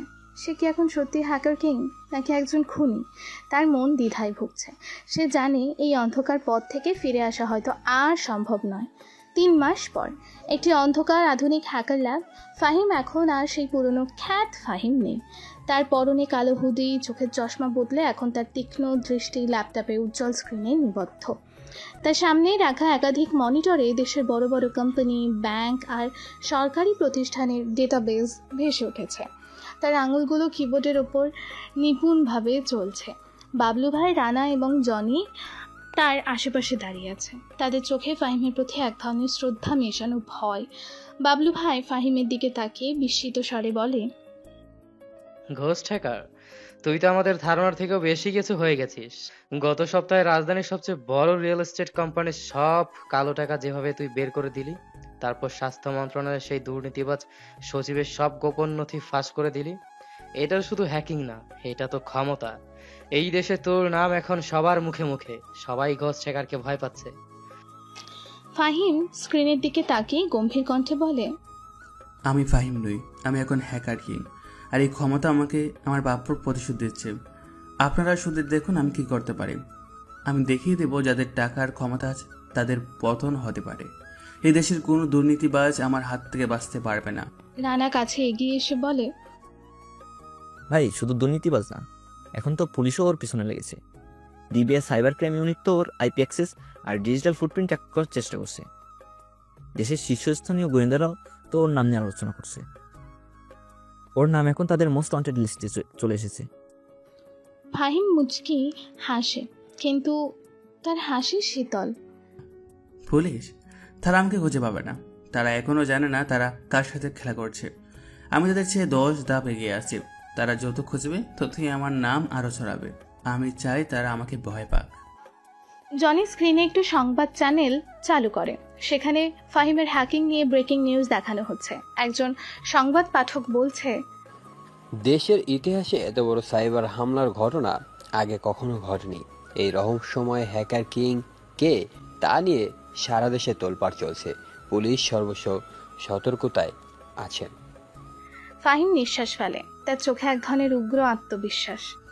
তারা আমাকে ভয় পাবে মেহের, তুমিও ভয় পাবে। তোমরা আমাকে ক্ষেত বলেছিলে, এখন সেই ক্ষেতের নাম শুনলে তোমাদের বুক কেঁপে উঠবে। এদিকে ঢাকা কলেজের ক্যান্টিনে মেহের তার বন্ধু তৃষা আর নীলুর সাথে বসে আছে। তাদের মুখে কোনো হাসি নেই, এক ধরনের উদ্বেগ। ক্যান্টিনের টিভি স্ক্রিনে ব্রেকিং নিউজ চলছে, হ্যাকার কিংয়ের নতুন সাইবার হামলা এবং দেশের আর্থিক ক্ষেত্রে তোলপাড়। অন্যান্য ছাত্রছাত্রীরাও টিভির দিকে তাকিয়ে ফিসফিস করছে। তৃষা চিন্তিত মুখেই বলে, মেহে শুনছিস, এই হ্যাকার কিং নাকি গত রাতে দেশের একটা বড় টেলিকম কোম্পানির সার্ভার ডাউন করে দিয়েছে। কোটি কোটি টাকার ক্ষতি হয়েছে, সরকার পর্যন্ত হিমশিম খাচ্ছে। নীলু ভয় ভয় বলে, আমার তো গা ছমছম করছে। এই লোকটা কে? সে কি মানুষ নাকি কোনো এলিয়েন? তার নাম শুনলেই আমার বুক কেঁপে ওঠে। বাবাও কালকে বলছিল, এই হ্যাকার যদি তাদের ব্যাংকের সার্ভার হ্যাক করে দেয় তাহলে সব শেষ হয়ে যাবে। মেহের ভয়ে ফ্যাকাশে হয়ে গেছে, তার অহংকারী ভাবটা কেটে গেছে। এসব কি হচ্ছে? আমার তো ভয় লাগছে। প্রথমে আমার ইনস্টাগ্রাম, তারপর আমার গুগল ড্রাইভ, এখন দেশের বড় বড় কোম্পানি। এই হ্যাকারটি কি আমাদের সবার জীবনকে নিয়ন্ত্রণ করতে চাইছে? ওর ক্ষমতাটা এত বেশি কি করে হলো? মেহেরের ফোন বেজে ওঠে। তার বাবা ফোন করেছেন। মেহের ফোন রিসিভ করে। হ্যাঁ বাবা, কি হয়েছে? মেহেরের বাবা ফোনে উত্তেজিত কণ্ঠে বলে, মেহের, তোকে কি বলবো জানি না। আমাদের মুনির গ্রুপ অফ ইন্ডাস্ট্রিজের প্রধান সার্ভারে কেউ হামলা করেছে। এখনও পুরো সিস্টেমটা ডাউন। ওরা আমাদের সব ডেটা এনক্রিপ্ট করে ফেলেছে আর র্যানসামওয়্যার পাঠিয়েছে। ওরা নাকি 50 কোটি টাকা চাইছে, নইলে সব ডেটা মুছে দেবে। নিশ্চয়ই এই কাজ ওই হ্যাকার কিংই করেছে। মেহেরের হাত থেকে ফোনটা পড়ে যায়। তার চোখ কপালে উঠে যায়। সে বিশ্বাস করতে পারে না তাদের পরিবারেও এই বিপদ এসেছে। মেহের চিৎকার করে বলে, বাবা, আমাদের কোম্পানির সার্ভার হ্যাক হয়েছে। 50 কোটি টাকা। ওই হ্যাকার কিংকে ও কেন আমাদের টার্গেট করেছে? তৃষা আর নীলু হতবাক হয়ে মেহেরের দিকে তাকিয়ে থাকে। মেহেরের চোখে স্পষ্ট ভয়, এক ধরনের আতঙ্ক। সে বুঝতে পারছে এই হ্যাকার কোনো সাধারণ মানুষ নয়, তার ক্ষমতা কল্পনার অতীত। এদিকে ফাহিম তার হ্যাকার ল্যাবে বসে আছে। তার সামনে স্ক্রিনে মেহেরের বাবার ব্যবসা প্রতিষ্ঠান মুনির গ্রুপ অফ ইন্ডাস্ট্রিজের হ্যাক করা সার্ভারের চিত্র ভেসে উঠেছে। রানসামওয়্যারের মেসেজ স্পষ্ট দেখা যাচ্ছে। ফাহিমের মুখে এক ধরনের শীতল হাসি, যেন সে নিজেরাই তৈরি করা একটি নাটকের অভিনয় দেখছে। মেহের, তোমার বাবা আমাকে ক্ষেত বলে অপমান করেছিল। তোমার বাবা আমাকে অপমান করে বলেছিলেন, তোমার মতো ছেলেদের জন্য তো তাদের মতো সফল মানুষরা তৈরি হননি। মনে আছে মেহের, তোমার বাবা যখন কলেজের গেটে তোমাকে নামিয়ে দিয়েছিল আর আমাকে বলেছিলেন তোর মতো গরিব ছাত্রদের জন্য এই কলেজ না। এখন দেখো, সেই গরিব ছেলেটা তোমার বাবার সব কিছু এক নিমিষেই শেষ করে দিতে পারে। তার মনে পড়ে মেহেরের প্রেমপত্র ছেড়ে ফেলার দৃশ্য, বন্ধুদের বিদ্রুপ। এই ঘটনাগুলো তাকে আরও শক্তিশালী করে তোলে। আমি এই কাজটা কেন করলাম? শুধু টাকার জন্য না, এটা টাকার জন্য না, এটা তোমাদের শিক্ষা দেওয়ার জন্য। মেহের, তোমার পরিবার যে অহংকার করে সে অহংকার ভাঙার জন্য। তোমরা ভেবেছিলে আমি কিছু করতে পারবো না, আমি তোমাদের দেখিয়ে দেবো আরো অনেক কিছু বাকি আছে। সে তার সিস্টেম থেকে একটি নোটিফিকেশন পাঠায় মেহেরের বাবার কাছে, যেখানে লেখা থাকে সময় শেষ, র্যানসম না দিলে সব ডেটা মুছে ফেলা হবে। মেহেরের ফোন বেজে ওঠে। সে ফাহিমের পাঠানো নোটিফিকেশন দেখে চমকে ওঠে। মেহের ফোনে তার বাবার সাথে কথা বলছে। বাবা, কি হয়েছে? নোটিফিকেশন কেন এলো? ওরা কি ডেটা মুছে দিচ্ছে? আমরা কি কিছু করতে পারছি না? মেহেরের বাবা ফোনে কান্না মিশ্রিত কণ্ঠে বলে, না মা, আমরা আর পারছি না। ওরা ডেটা মুছতে শুরু করেছে, আমাদের সব শেষ হয়ে যাচ্ছে। এই হ্যাকার আমাদের জীবন নষ্ট করে দিল। মেহের, আমি কি করব? মেহের ফোন কেটে দেয়। তার চোখে জল। সে বুঝতে পারে এই সাইবার হামলা নিছকই দুর্ঘটনা নয়, এটি তাদের পরিবারকে লক্ষ্য করে চালানো একটি হামলা। সে কাউকে বলতে পারছে না যে এই হ্যাকার তাদের টার্গেট করছে। তার মনে এক ধরনের অজানা ভয় কাজ করে। পরের দিন মেহের তার ল্যাপটপ নিয়ে কলেজ লাইব্রেরিতে বসে আছে। তার মুখে হতাশা, চোখে জল। সে ইন্টারনেটে হ্যাকার কিং নিয়ে সার্চ করছে, কিন্তু কোনো কুল কিনারা খুঁজে পাচ্ছে না। তার পাশে তৃষা, নীলু বসে আছে। তারাও চিন্তিত। তাদের সব হাসি খুশি মুখগুলো এখন গম্ভীর। মেহের কাঁপা কাঁপা গলায় বলে, আমার বাবার কোম্পানি প্রায় দেউলিয়া হতে চলেছে। সব ডেটা মুছে ফেলেছে হ্যাকাররা। আমাদের ব্যবসা এখন প্রায় বন্ধের মুখে। আমি বুঝতে পারছি না এই পরিস্থিতি থেকে বের হব কিভাবে। আমরা তো এই বিষয়ে কিছুই জানি না। এটা তো কোনো সিনেমার প্লট মনে হচ্ছে। মেহের, আমি জানি এটা কঠিন, কিন্তু তোর বাবা তো এত বড় ব্যবসায়ী, তিনি কি কিছু করতে পারছে না? পুলিশ বা গোয়েন্দা সংস্থা? পুলিশ কিছুই করতে পারছে না। তারা বলছে এই হ্যাকার এত স্মার্ট যে তাকে ট্র্যাক করা অসম্ভব। আমার বাবা তো পুরো ভেঙে পড়েছেন। তিনি তো এখন আর কথাই বলতে পারছেন না। এই হ্যাকারকে আমি খুঁজে বের করে ওর কাছে মাপ চাইব, যদি ও আমাকে ক্ষমা করে দেয়। মেহের, তুই কার কাছে মাপ চাইবি? তুই তো জানিসই না কে এই হ্যাকার। আর হ্যাকার কিং কেন তোর কথা শুনবে? সে তো দেশের সবচেয়ে ক্ষমতাধর হ্যাকার। আমি জানি না, কিন্তু আমার মনে হচ্ছে এর পেছনে কোনো কারণ আছে। কেন আমাদের টার্গেট করলো? আমি অসহায়। আমার মনে হচ্ছে আমি এখন এই পৃথিবীর সবচেয়ে একা মেয়ে। আমি কখনো ভাবিনি আমি এভাবে ভেঙে পড়ব। আমার কাছে এখন কোনো সমাধান নেই। আমি কি করব? মেহের ল্যাপটপের স্ক্রিনে হাত রেখে চোখ বন্ধ করে। তার মুখটা এতটাই অসহায় দেখাচ্ছে যেন সে এক মুহূর্তে তার সব অহংকার হারিয়ে ফেলেছে। সে বুঝতে পারছে না এই পরিস্থিতি থেকে কিভাবে বের হবে। তার মনে শুধু একটাই প্রশ্ন, কে এই হ্যাকার? আর কেন সে আমাকে এভাবে ধ্বংস করছে? তার মনে এখন শুধুই ভয়, অসহায়ত্ব আর হতাশা। এদিকে ফাহিমের হ্যাকার ল্যাব। ফাহিম তার ল্যাপটপের সামনে বসে আছে। মেহেরের পরিবারের অবস্থা দেখে তার মুখে এক ধরনের তৃপ্তি, কিন্তু তার চোখে এক ধরনের ঠান্ডা শূন্যতা। তার চারপাশের স্ক্রিনগুলোতে বিভিন্ন দেশের সাইবার নিরাপত্তা দুর্বলতা দেখা যাচ্ছে। ফাহিম নিঃশ্বাস ফেলে, একাই কথা বলছে। মেহেরের পরিবারের অহংকার ভেঙেছে, এটা আমার প্রতিশোধের প্রথম ধাপ, কিন্তু এই পথটা এখন অনেক গভীরে চলে গেছে। আমি এখন শুধু মেহেরের প্রতিশোধ নিচ্ছি না, আমি যেন এই পুরো সিস্টেমের বিরুদ্ধে যুদ্ধ ঘোষণা করেছি। বাবলু ভাই তার কাছে আসে। হ্যাকার কিং, তোর কাজ দেখে আমরা মুগ্ধ। তোর ক্ষমতা এখন দেশের সীমানা ছাড়িয়ে গেছে। রাশিয়া, চায়না আর কানাডা কিছু আন্ডারওয়ার্ল্ড গ্যাং তোর সাথে কাজ করতে চাইছে। তারা তোকে ডলার আর ক্রিপ্টোকারেন্সি দিতে প্রস্তুত। আমরা এখন আন্তর্জাতিক সাইবার ক্রাইম আর সিন্ডিকেটের অংশ। ফাহিম চেয়ার ঘুরিয়ে বাবলু ভাইয়ের দিকে তাকায়। আন্তর্জাতিক মানে আরও বড় ঝুঁকি? আমি তো শুধু প্রতিশোধ নিতে চেয়েছিলাম। এই পথটা থেকে কি আরও ফিরে আসা যাবে না? আমি তো এখন রক্ত দেখেছি, একজন নিরীহ লোক আমার সামনে মারা গেল, আর আমি কিছু করতে পারিনি। ফিরে আসা?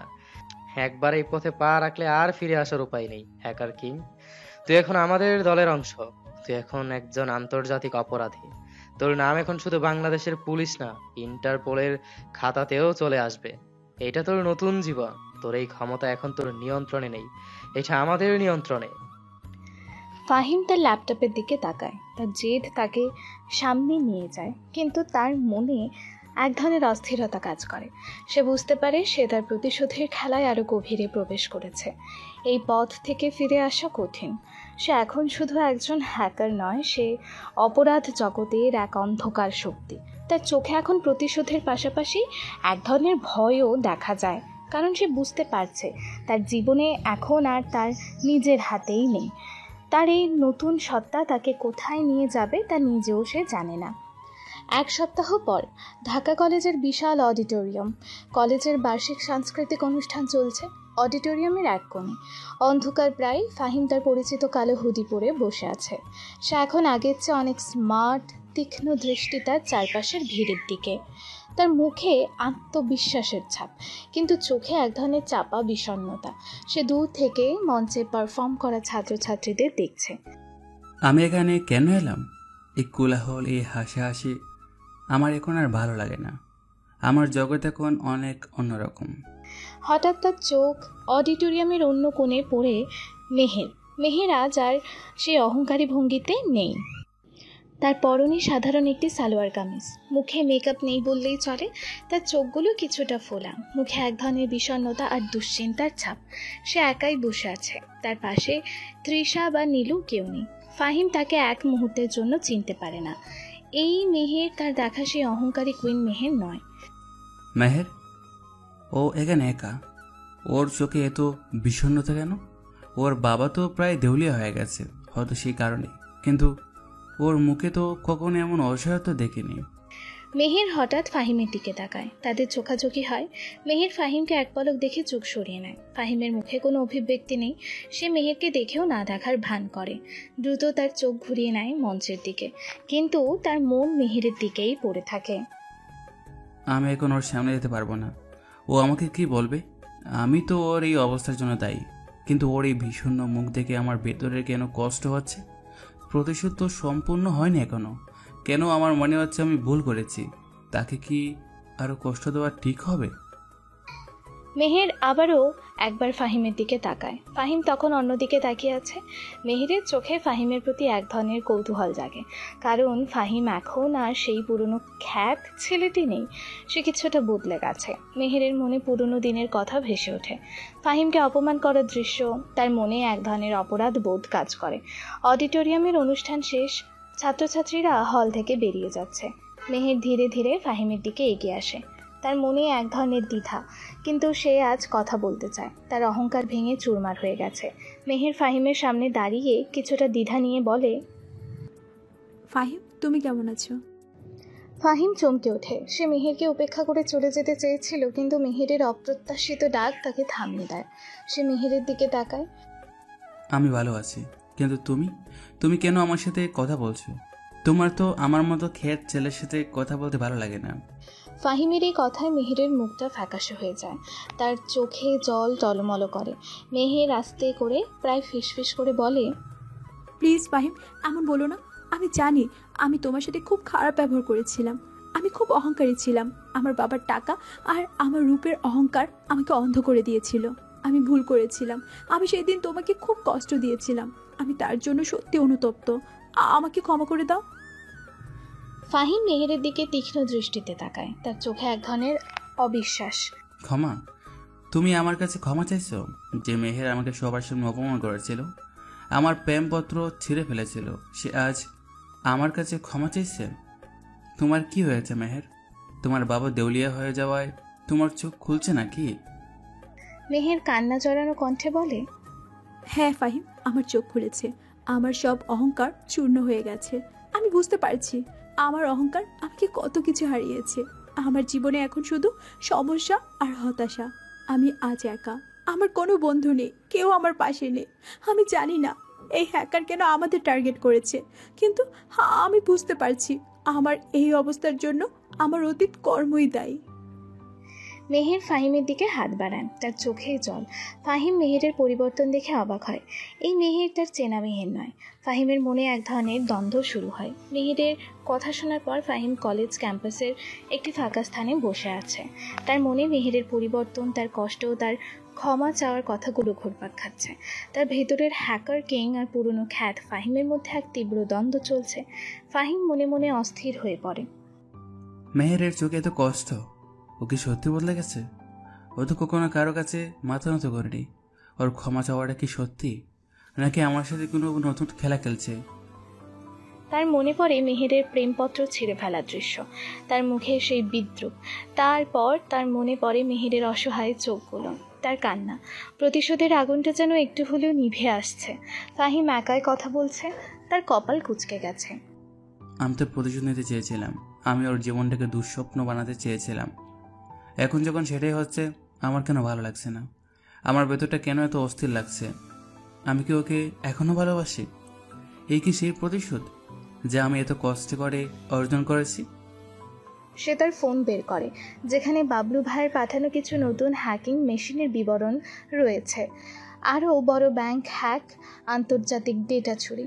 ফাহিম এসব দেখে, কিন্তু তার মন আর কাজ করতে চাইছে না। তার মন চাচ্ছে সে এক গোলক দাধায় আটকে গেছে। আমি তো এই অন্ধকার পথে এসেছিলাম প্রতিশোধের জন্য। এখন যখন প্রতিশোধ নিয়েছি, তখন কেন এই ভালোবাসা অনুভূতিগুলো ফিরে আসছে? আমি তো মেহেরকে ভুলে যেতে চেয়েছিলাম, কিন্তু ওর চোখের জল আমাকে দুর্বল করে দিচ্ছে।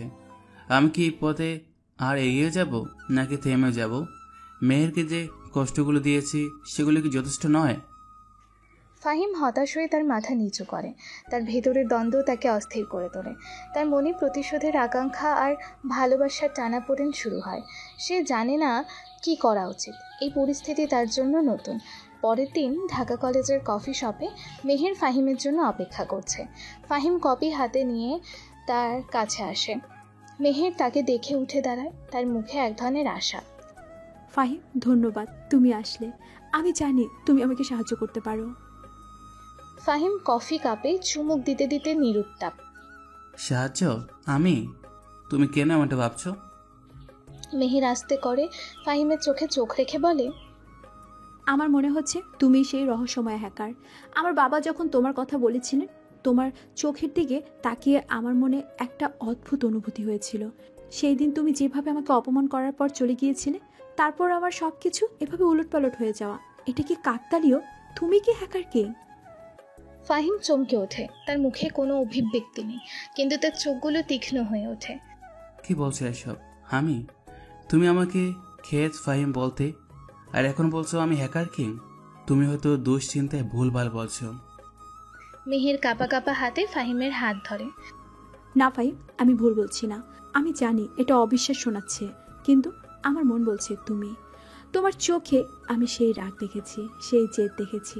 আমি জানি আমি তোমার সাথে যা করেছিলাম তার ফল এটা। তুমি চাইলে আমাকে শাস্তি দিতে পারো, কিন্তু আমার পরিবারকে বাঁচাও প্লিজ। আমার বাবা এখন জীবন মৃত্যুর সন্ধিক্ষণে, তার হার্ট অ্যাটাক হয়েছে, তিনি এখন আইসিইউতে আছেন। ফাহিম স্তব্ধ হয়ে যায়, তার মুখটা ফ্যাকাশে হয়ে ওঠে। মেহেরের বাবার এই অবস্থার কথা সে কল্পনাও করেনি।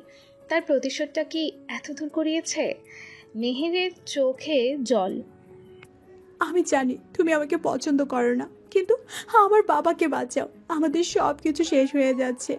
আমার এই অবস্থায় তুমি ছাড়া আর কেউ আমাকে সাহায্য করতে পারবে না। আমি তো অনেক খারাপ মেয়ে। প্লিজ প্লিজ ফাহিম, তুমি তো অন্তত খারাপ লোক নও। তোমার ভিতরে ভালো মানুষটাকে আমি চিনি। তবে আমি এসবের পিছনে নেই। ফাহিম মেহেরের দিকে তাকিয়ে থাকে। সে নিজেকে দূরে সরিয়ে রাখে। তার ভেতরের অনুভূতিগুলো তাকে অস্থির করে তোলে। সে বুঝতে পারে মেহেরের বাবার এই অবস্থার জন্য দায়ী সে। মেহের বুঝতে পারে এই রহস্যময় হ্যাকারই তাদের পরিবারের জন্য দায়ী, কিন্তু মেহেরের অনুরোধ তাকে দ্বিধায় ফেলে দেয়। আমার সময় হয়ে গেছে, আসি, ভালো থেকো। ফাহিম সেখান থেকে তার হ্যাকার ল্যাবে চলে আসে। তার সামনে খোলা আছে মুনির গ্রুপ অফ ইন্ডাস্ট্রিজের ফাইলগুলো, যা সে হ্যাক করেছে। তার চোখে এক ধরনের শূন্যতা। মেহেরের বাবার অসুস্থতার খবর তার মনকে নাড়িয়ে দিয়েছে। তার মনে এক তীব্র টানাপোড়েন চলছে, প্রতিশোধ, অপরাধবোধ এবং মেহেরের প্রতি সেই পুরনো ভালোবাসা। আমি কি করলাম? আমার প্রতিশোধ কি একজন মানুষকে মৃত্যুর মুখে ঠেলে দিল? আমি তো এইরকম পরিণতি চাইনি। মেহেরের চোখে সেই কষ্ট, সেই অসহায়ত্ব আমি আর দেখতে পারছি না। সে তার ফোন বের করে বাবলু ভাইয়ের সাথে কথা বলে। হ্যালো বাবুল ভাই, আমি মনির গ্রুপ অফ ইন্ডাস্ট্রিজের র্যানসমওয়্যার ডিক্রিপ্ট করতে চাই। আমি এই কাজটা আর চালিয়ে যেতে পারবো না। কি বলছিস হ্যাকার কিং? তুই পিছিয়ে যাবি? আমরা তো অনেক বড় ডিল ফাইনাল করেছি। এই কাজটা এখন তোর হাতে নেই। এটা আন্তর্জাতিক ডিল। তুই যদি পিছিয়ে যাস, তাহলে তোর জীবন শেষ করে দেব। আমি জানি কি বলছো। আমি পথা থেকে বের হতে চাই। আমি এই কাজটা করতে পারবো না। একটা জীবন ঝুঁকির মুখে আমি এর অংশ হতে পারবো না। বাবলু ভাই রেগে ফোনটা কেটে দেয়। ফাহিম ফোনটা টেবিলে ছুঁড়ে ফেলে। তার মনে হয় সে ভুল পথে যাচ্ছে। এই আন্ডারওয়ার্ল্ডের জীবন তাকে ক্ষমতা দিলেও শান্তি দিচ্ছে না। তার মনে মেহেরের মুখটা ভেসে ওঠে, তার কান্নার শব্দ কানে বাজে। ফাহিম দীর্ঘশ্বাস ফেলে। আমি কি সত্যি ভুল পথে চলে এসেছি? এই প্রতিশোধের আগুন আমাকে শান্তি দেবে ভেবেছিলাম, কিন্তু এটা তো আমাকে শুধু অন্ধকারে ঠেলে দিচ্ছে। মেহেরের সে হাসি, সে উজ্জ্বল চোখ, আমি কি তাকে ফিরিয়ে আনতে পারবো? আমি কি অন্ধকার জগৎ থেকে বের হতে পারবো? আমার ভেতরের মানুষটা কি এখনো বেঁচে আছে? ফাহিম স্ক্রিনের দিকে তাকিয়ে থাকে। তার মনে এক তীব্র টানাপোড়েন চলছে। প্রতিশোধ না ভালোবাসা, অন্ধকার না আলো, সে জানে না কোন পথ তার জন্য সঠিক। এই মুহূর্তে তার সিদ্ধান্ত তার পুরো জীবনকে বদলে দিতে পারে। সে বুঝতে পারে তার জীবন এখন এক নতুন মোড়ে এসে দাঁড়িয়েছে। 2 দিন পর ঢাকা মেডিকেল কলেজের আইসিইউ ইউনিটের বাইরে মেহের বসে আছে। তার বাবা ভেতরে জীবন মৃত্যুর সাথে লড়ছেন। মেহের অসহায়ভাবে বসে আছে। ফাহিম করিডোরের শেষ প্রান্তে দাঁড়িয়ে তাকে এগুচ্ছিল। মেহের দ্রুত তার দিকে এগিয়ে যায়। তার মনে এক ধরনের শেষ আশা।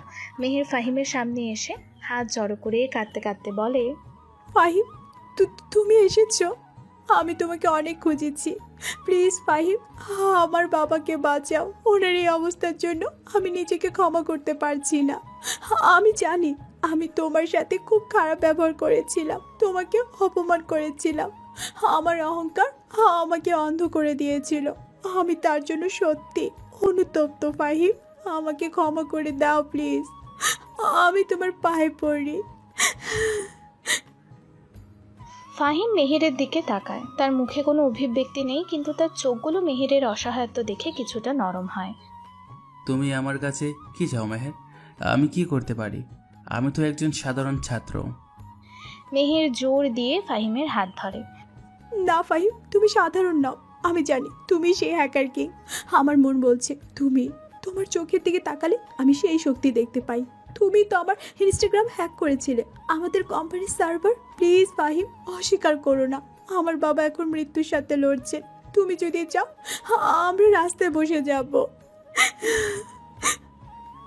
ফাহিম মেহেরের দিকে তাকিয়ে থাকে। মেহেরের আকুতি তাকে বিচলিত করে। আমি যদি সত্যি সেটা হয়ে থাকি, তাহলে তুমি আমার কাছে কেন সাহায্য চাইছো? আমি তো তোমার শত্রু। আমি তো তোমার পরিবারকে পথে বসিয়েছি। মেহের মাথা নাড়ে, তার কণ্ঠস্বর ভাঙা ভাঙা। না ফাহিম, তুমি আমার শত্রু নাও। আমি তোমার সাথে শত্রুতা করেছিলাম, তুমি তার প্রতিশোধ দিচ্ছ। আমি জানি, আমি তোমার চোখের দিকে তাকিয়ে বুঝতে পারছি তুমি এই পরিস্থিতিটা চাওনি। তোমার ভিতরে ভালো মানুষটা এখনো আছে। প্লিজ ফাহিম, তুমি ছাড়া আর কেউ পারবে না। আমাদের সব ফাইল মুছে গেছে, সব ডেটা হারিয়ে গেছে। প্লিজ একবার চেষ্টা করো। আমার বাবা, তিনি যদি আর না থাকেন আমি কি করব? ফাহিম মেহেরের দিকে তাকিয়ে থাকে। তার মনের ভেতর এক তীব্র দ্বন্দ্ব শুরু হয়। ফাহিম হাসপাতাল থেকে বেরিয়ে একটি নির্জন জায়গায় বসে আছে। মেহেরের আকুতি, তার চোখের জল, সব কিছু তার মনে ঘুরপাক খাচ্ছে। সে ল্যাপটপ বের করে, কিন্তু তার মন আর কাজে বসছে না। তার মনে মেহেরের প্রতি এক ধরনের সহানুভূতি জন্ম নেয়। মেহেরের বাবা মৃত্যুর মুখে, আমার প্রতিশোধ কি একটা জীবন নিয়ে নেবে? আমি তো শুধু ওর অহংকার ভাঙতে চেয়েছিলাম, এমনটা তো চাইনি। তার মনে পড়ে মেহেরের প্রেমপত্র ছিঁড়ে ফেলার সেই দৃশ্য, তারপর মেহেরের বর্তমান অসহায় মুখটা। আমি যদি সত্যি হ্যাকার কিং হই, তাহলে কি আমি পরিস্থিতি ঠিক করতে পারবো না? আমি কি মেহেরকে সাহায্য করতে পারবো না? আমি তো তাকে এখনও ভালোবাসি। এই ক্ষমতা কি শুধু ধ্বংস করার জন্যই, নাকি কিছু ভালো কাজ করার জন্য ব্যবহার করা যায়? সে তার ফোন বের করে। বাবলু ভাইয়ের নাম্বার ডায়াল করতে গিয়েও থেমে যায়। সে মেহেরকে পরোক্ষভাবে সাহায্য করার কথা ভাবে। সে মুনির গ্রুপ অফ ইন্ডাস্ট্রির সার্ভারে আবার ঢোকার চেষ্টা করে। ফাহিম কিবোর্ডে হাত রাখে, তার চোখে নতুন এক দৃঢ়তা। অনেক হয়েছে। মেহের আমাকে যতটুকু কষ্ট দিয়েছিল তার থেকেও বেশি কষ্ট আমি দিয়ে দিয়েছি। আমার প্রতিশোধ পূর্ণ হয়েছে। আমি মেহেরকে সাহায্য করব, আমি ওর বাবাকে বাঁচাবো। ওই ছোট একটা অপমানের কারণে আমি কারোর জীবন নিয়ে খেলতে পারি না। এই ক্ষমতা আমি ভালো কাজের জন্য ব্যবহার করব। এটা আমার জন্য একটা পরীক্ষা। যদি আমি সত্যি হ্যাকার কিং হই, তাহলে আমাকে এই কাজটা করতেই হবে, কিন্তু বাবুল ভাই যেন কিছু জানতে না পারে। এটা আমার আর মেহেরের মাঝের একটা যুদ্ধ। এদিকে পুলিশ হেডকোয়ার্টার্সের সাইবার ক্রাইম ইউনিটের কন্ট্রোল রুম। এসি রফিক এবং তার দল কম্পিউটারের সামনে বসে আছে। তাদের সামনে একটি বড় স্ক্রিনে হ্যাকিংয়ের প্যাটার্নগুলোর বিশ্লেষণ করা হচ্ছে। এসি রফিক গম্ভীর কণ্ঠে বলে, আমরা এখনো হ্যাকার কিং এর কোনো হদিশ পাইনি। সে যেন বাতাসে মিশে আছে। দেশের বড় বড় কোম্পানি, ব্যাংক, এমনকি সরকারি ডেটাবেজও সে হ্যাক করছে। সে এখন দেশের জাতীয় নিরাপত্তার জন্য হুমকি হয়ে উঠেছে। সাব ইন্সপেক্টর হাসান বলেন, স্যার, আমরাও ডিজিটাল ফুটপ্রিন্ট ট্র্যাক করার চেষ্টা করছি। ওর হ্যাকিং পার্টনার খুব জটিল। সে প্রায় সময়ের ডার্ক ওয়েব ব্যবহার করে, আর তার আইপি অ্যাড্রেস বারবার পরিবর্তন করে। মনে হচ্ছে সে কোনো আন্তর্জাতিক সিন্ডিকেটের সাথে জড়িত। তার সর্বশ্রেষ্ঠ টার্গেট ছিল Monir group of industries. Monir group? আশ্চর্য। এই হ্যাকারের উদ্দেশ্য কি? শুধু টাকা নাকি অন্য কিছু? ওর গতিবিধি পর্যবেক্ষণ করো। দেশের প্রতিটি ইউনিভার্সিটি, প্রতিটি টেকনোলজি কলেজ, সব জায়গায় নজর রাখো। এই হ্যাকার হয়তো তাদের মধ্যেই একজন। আমরা সন্দেহজনক সব আইপি অ্যাড্রেসে নজর রাখছি। তাদের স্ক্রিনে একটি গ্রাফ ভেসে ওঠে, যেখানে ফাহিমের কম্পিউটার থেকে আসা কিছু সন্দেহজনক সিগন্যাল দেখানো হচ্ছে। পুলিশ বুঝতে পারছে না ফাহিমই সেই হ্যাকার কিং। তারা শুধু সন্দেহজনক গতিবিধি পর্যবেক্ষণ করছে। আমরা ওকে ছাড়বো না। সে দেশের যত বড় হ্যাকারই হোক না কেন, তাকে আমরা ধরবই। তার প্রতিটি পদক্ষেপ অনুসরণ করো।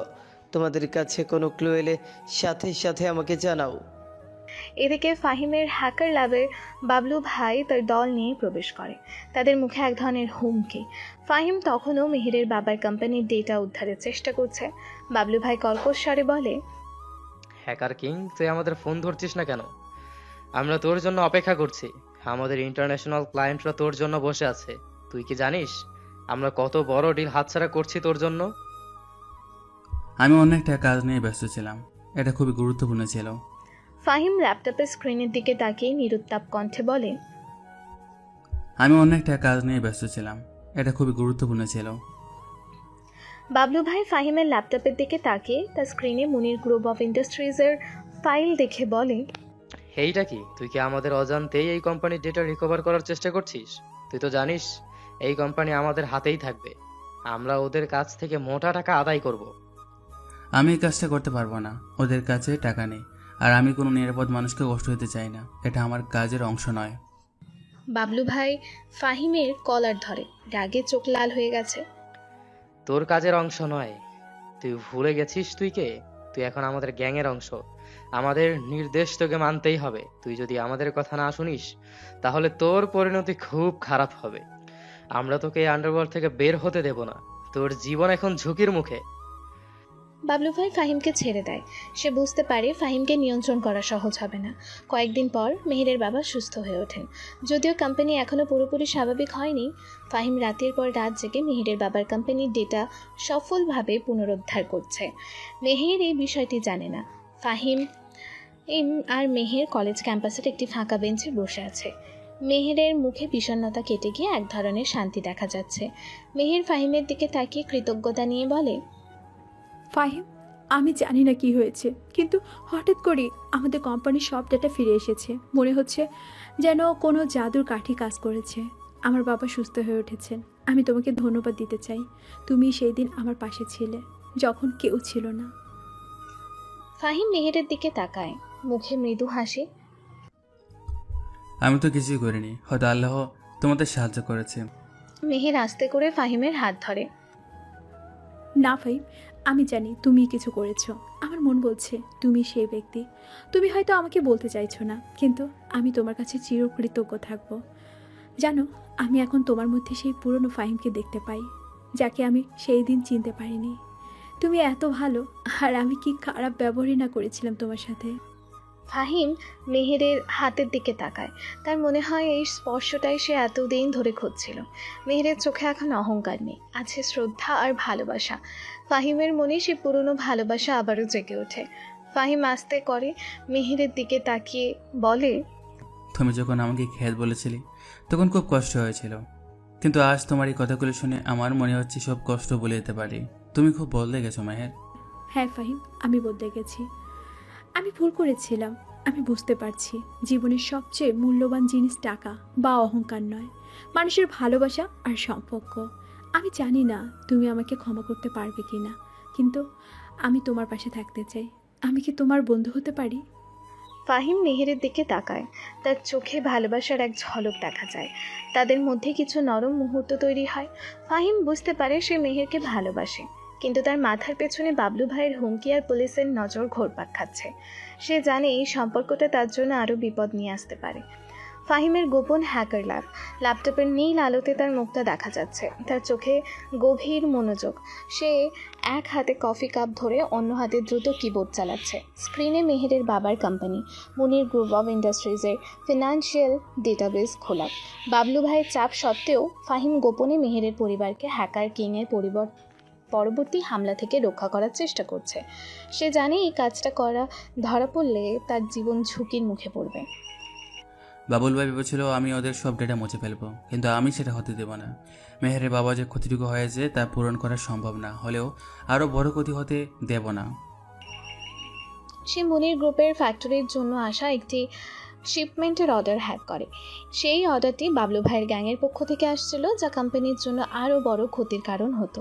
ফাহিম সেই অর্ডারটি ঘুরিয়ে দেয় এবং মেহেরের বাবাকে না জানিয়ে কোম্পানির কিছু ক্ষতিগ্রস্ত সার্ভার পুনরুদ্ধার করে। এর ফলে কোম্পানির ক্ষতি কমে আসে। এই কাজগুলো আমাকে গোপনে করতে হবে। যদি বাবুল ভাই জানতে পারে তাহলে আমি শেষ। কিন্তু মেহেরের মুখটা আমার চোখের সামনে ভাসে। ওকে আর কাঁদতে দেখতে চাই না। বাবলু ভাইয়ের গ্যাংয়ের পক্ষ থেকে নতুন করে তাদের সার্ভারে হামলা করার চেষ্টা করা হয়, কিন্তু ফাহিম সেই হামলা ঠেকিয়ে দেয়। সে তাদের অজান্তে সিকিউরিটি সিস্টেম আরও জোরদার করে। মেহেরের বাবার কোম্পানিতে নিয়মিতভাবে যে ছোটোখাটো সাইবার অ্যাটাকগুলো হচ্ছিল সেগুলো ধীরে ধীরে কমে আসে।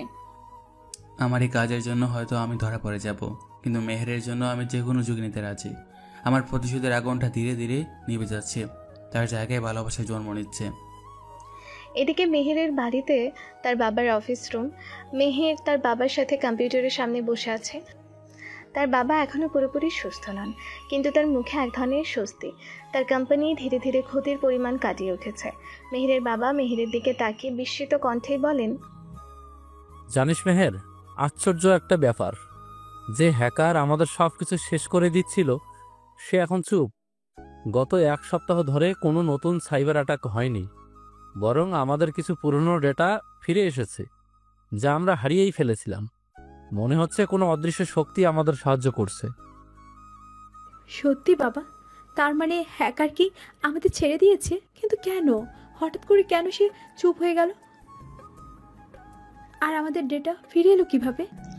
মেহেরের মনে ফাহিমের মুখটা ভেসে ওঠে। ফাহিমের সেই দিনের কথাগুলো, যখন সে মেহেরের কাছে বলেছিল, আমি তো কিছুই করিনি, হয়তো আল্লাহ তোমাদের সাহায্য করেছেন। মেহেরের মনে ফাহিম সম্পর্কে এক ধরনের সন্দেহ তৈরি হয়। তার মনে হয় এই সব কিছু ফাহিমেরই কাজ। আমি যেটা সন্দেহ করেছিলাম সেটাই তাহলে সঠিক। ফাহিমই তাহলে সেই হ্যাকার কিং। এদিকে বাবলু ভাইয়ের গোপন আড্ডাখানা। বাবলু ভাই, রানা এবং জনি বসে আছে। তাদের মুখে রাগ আর হতাশা। ফাহিমকে তারা খুঁজে পাচ্ছে না, আর তাদের ক্লায়েন্টদের কাজও থমকে আছে। বাবলু ভাই রাগে গর্জন করে বলে, ওই হারামজাদা হ্যাকার কিং গেল কোথায়? সে আমাদের ফোন ধরছে না, আমাদের কাজও করছে না। মুনির গ্রুপ অফ ইন্ডাস্ট্রিজের সার্ভার সে পুরোপুরি ডিলিট করেনি। আমি জানি সে আমাদের সাথে বিশ্বাসঘাতকতা করছে, সে আমাদের ধোঁকা দিচ্ছে। ভাই, আমরা ওকে খুঁজে পাচ্ছি না। ও সব ডিজিটাল ট্যাগ মুছে ফেলেছে।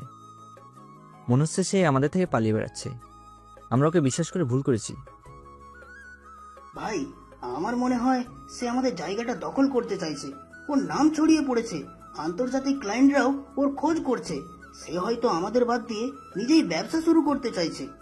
বাবলু ভাই টেবিলের সজোরে আঘাত করে। না, আমি তা হতে দেব না। বাবলু ভাইয়ের সাথে কেউ বিশ্বাসঘাতকতা করতে পারে না। সে যদি আমাদের থেকে পালিয়ে যায় তাহলে তার জীবন শেষ করে দেব। আমি হ্যাকার কিং, এর জায়গাটা দখল করব। এই সাম্রাজ্য আমার। জনি ও রানা ফাহিমের বিরুদ্ধে ষড়যন্ত্র শুরু করে। তারা চায় হ্যাকার কিংয়ের জায়গাটা দখল করতে। বাবলু ভাইয়ের নির্দেশে তারা ফাহিমকে খোঁজা শুরু করে এবং তাকে ফাঁসানোর জন্য নতুন পরিকল্পনা করে।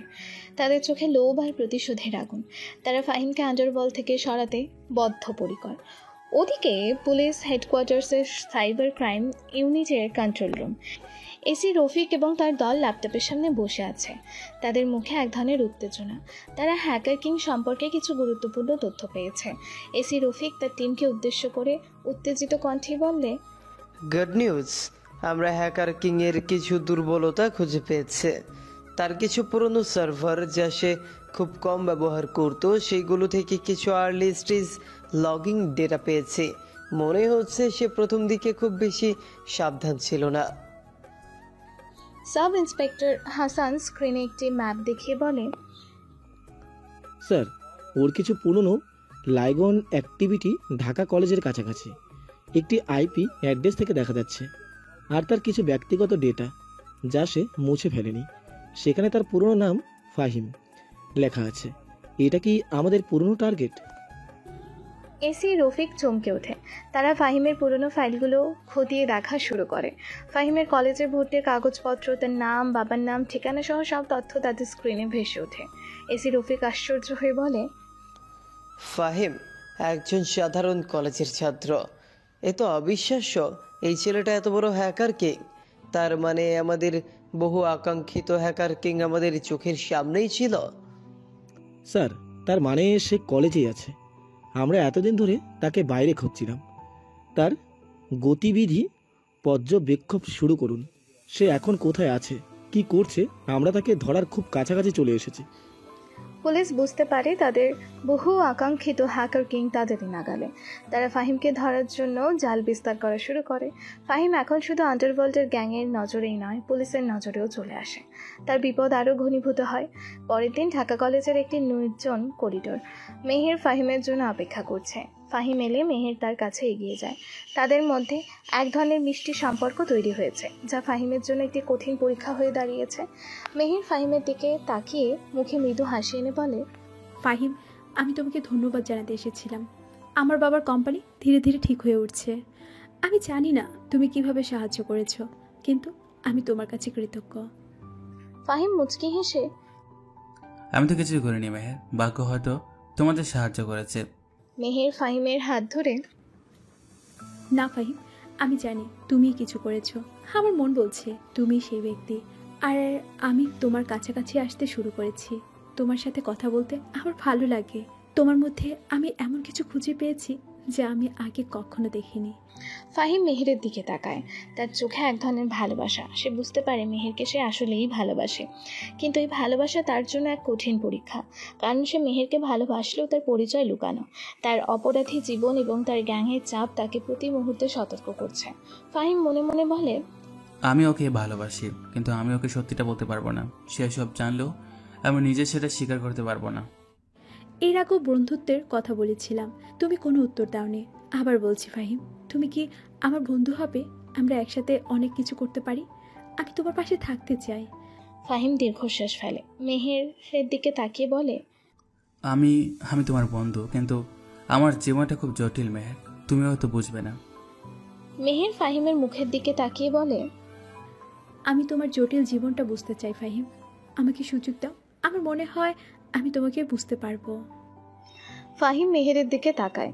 তার মনে হয় এই সম্পর্কটা তাকে নতুন এক জীবনে ফিরিয়ে আনতে পারে, কিন্তু তার আন্ডারওয়ার্ল্ডের জীবন তাকে তাড়া করছে। সে জানে এই ভালোবাসা তার জন্য নতুন বিপদ নিয়ে আসবে। তার মনে ভালোবাসার পাশাপাশি ভয়ও কাজ করে। তার জীবনে এক কঠিন পরীক্ষা শুরু হয়েছে। রাতে ফাহিমের ছোট অন্ধকার রুম। ল্যাপটপের আলোয় তার মুখটা দেখা যাচ্ছে।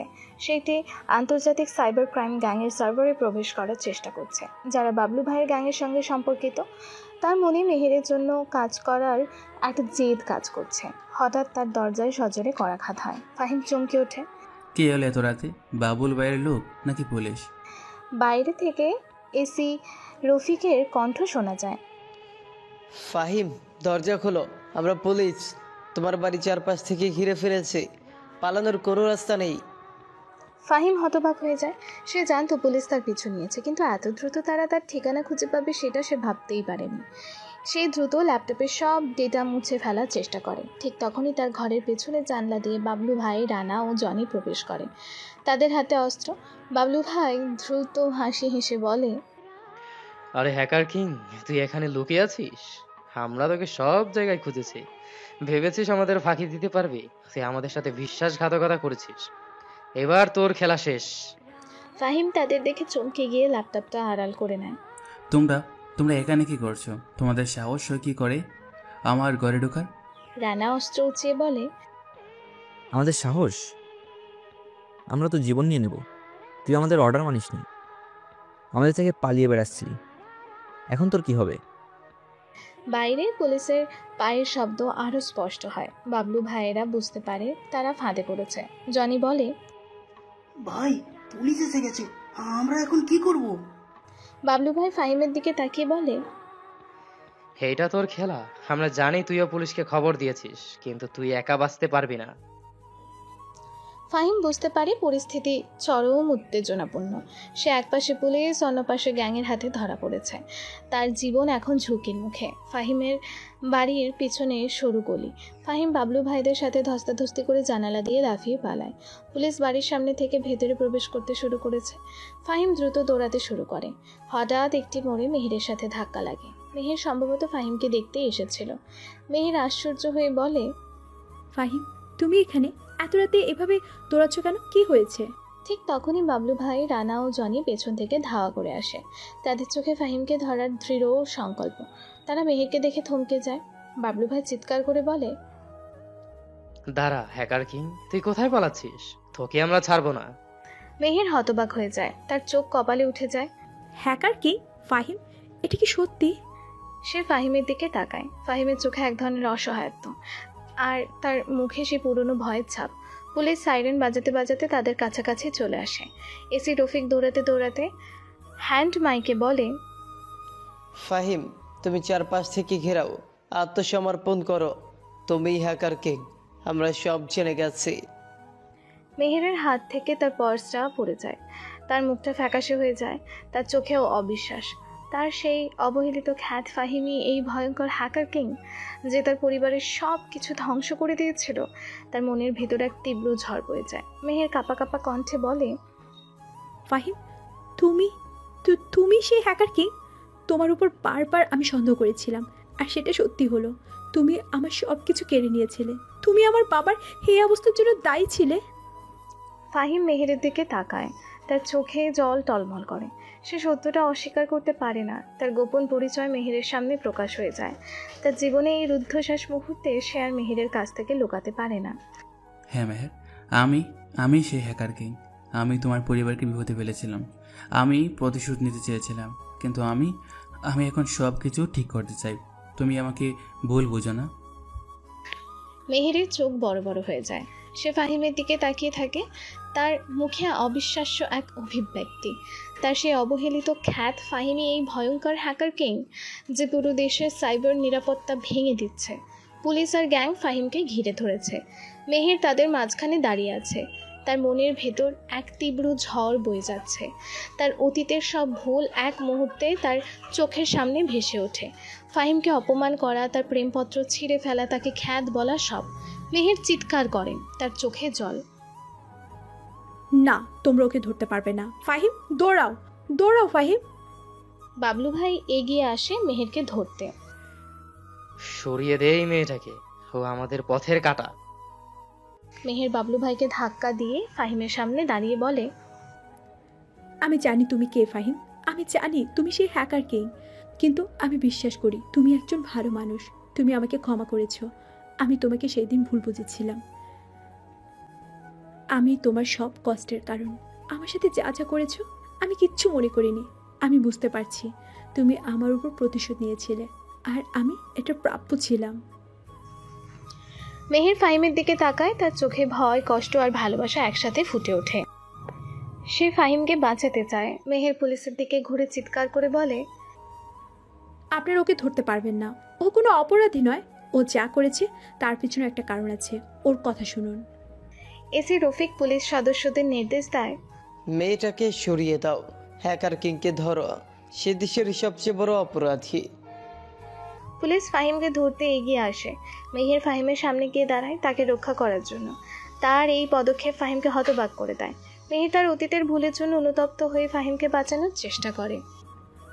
ফাহিম, আমি জানি তুমি ভালো, তুমি ভুল করেছো, কিন্তু খারাপ নও। আমি তোমাকে ভুল বুঝেছিলাম। তুমি পালাও ফাহিম।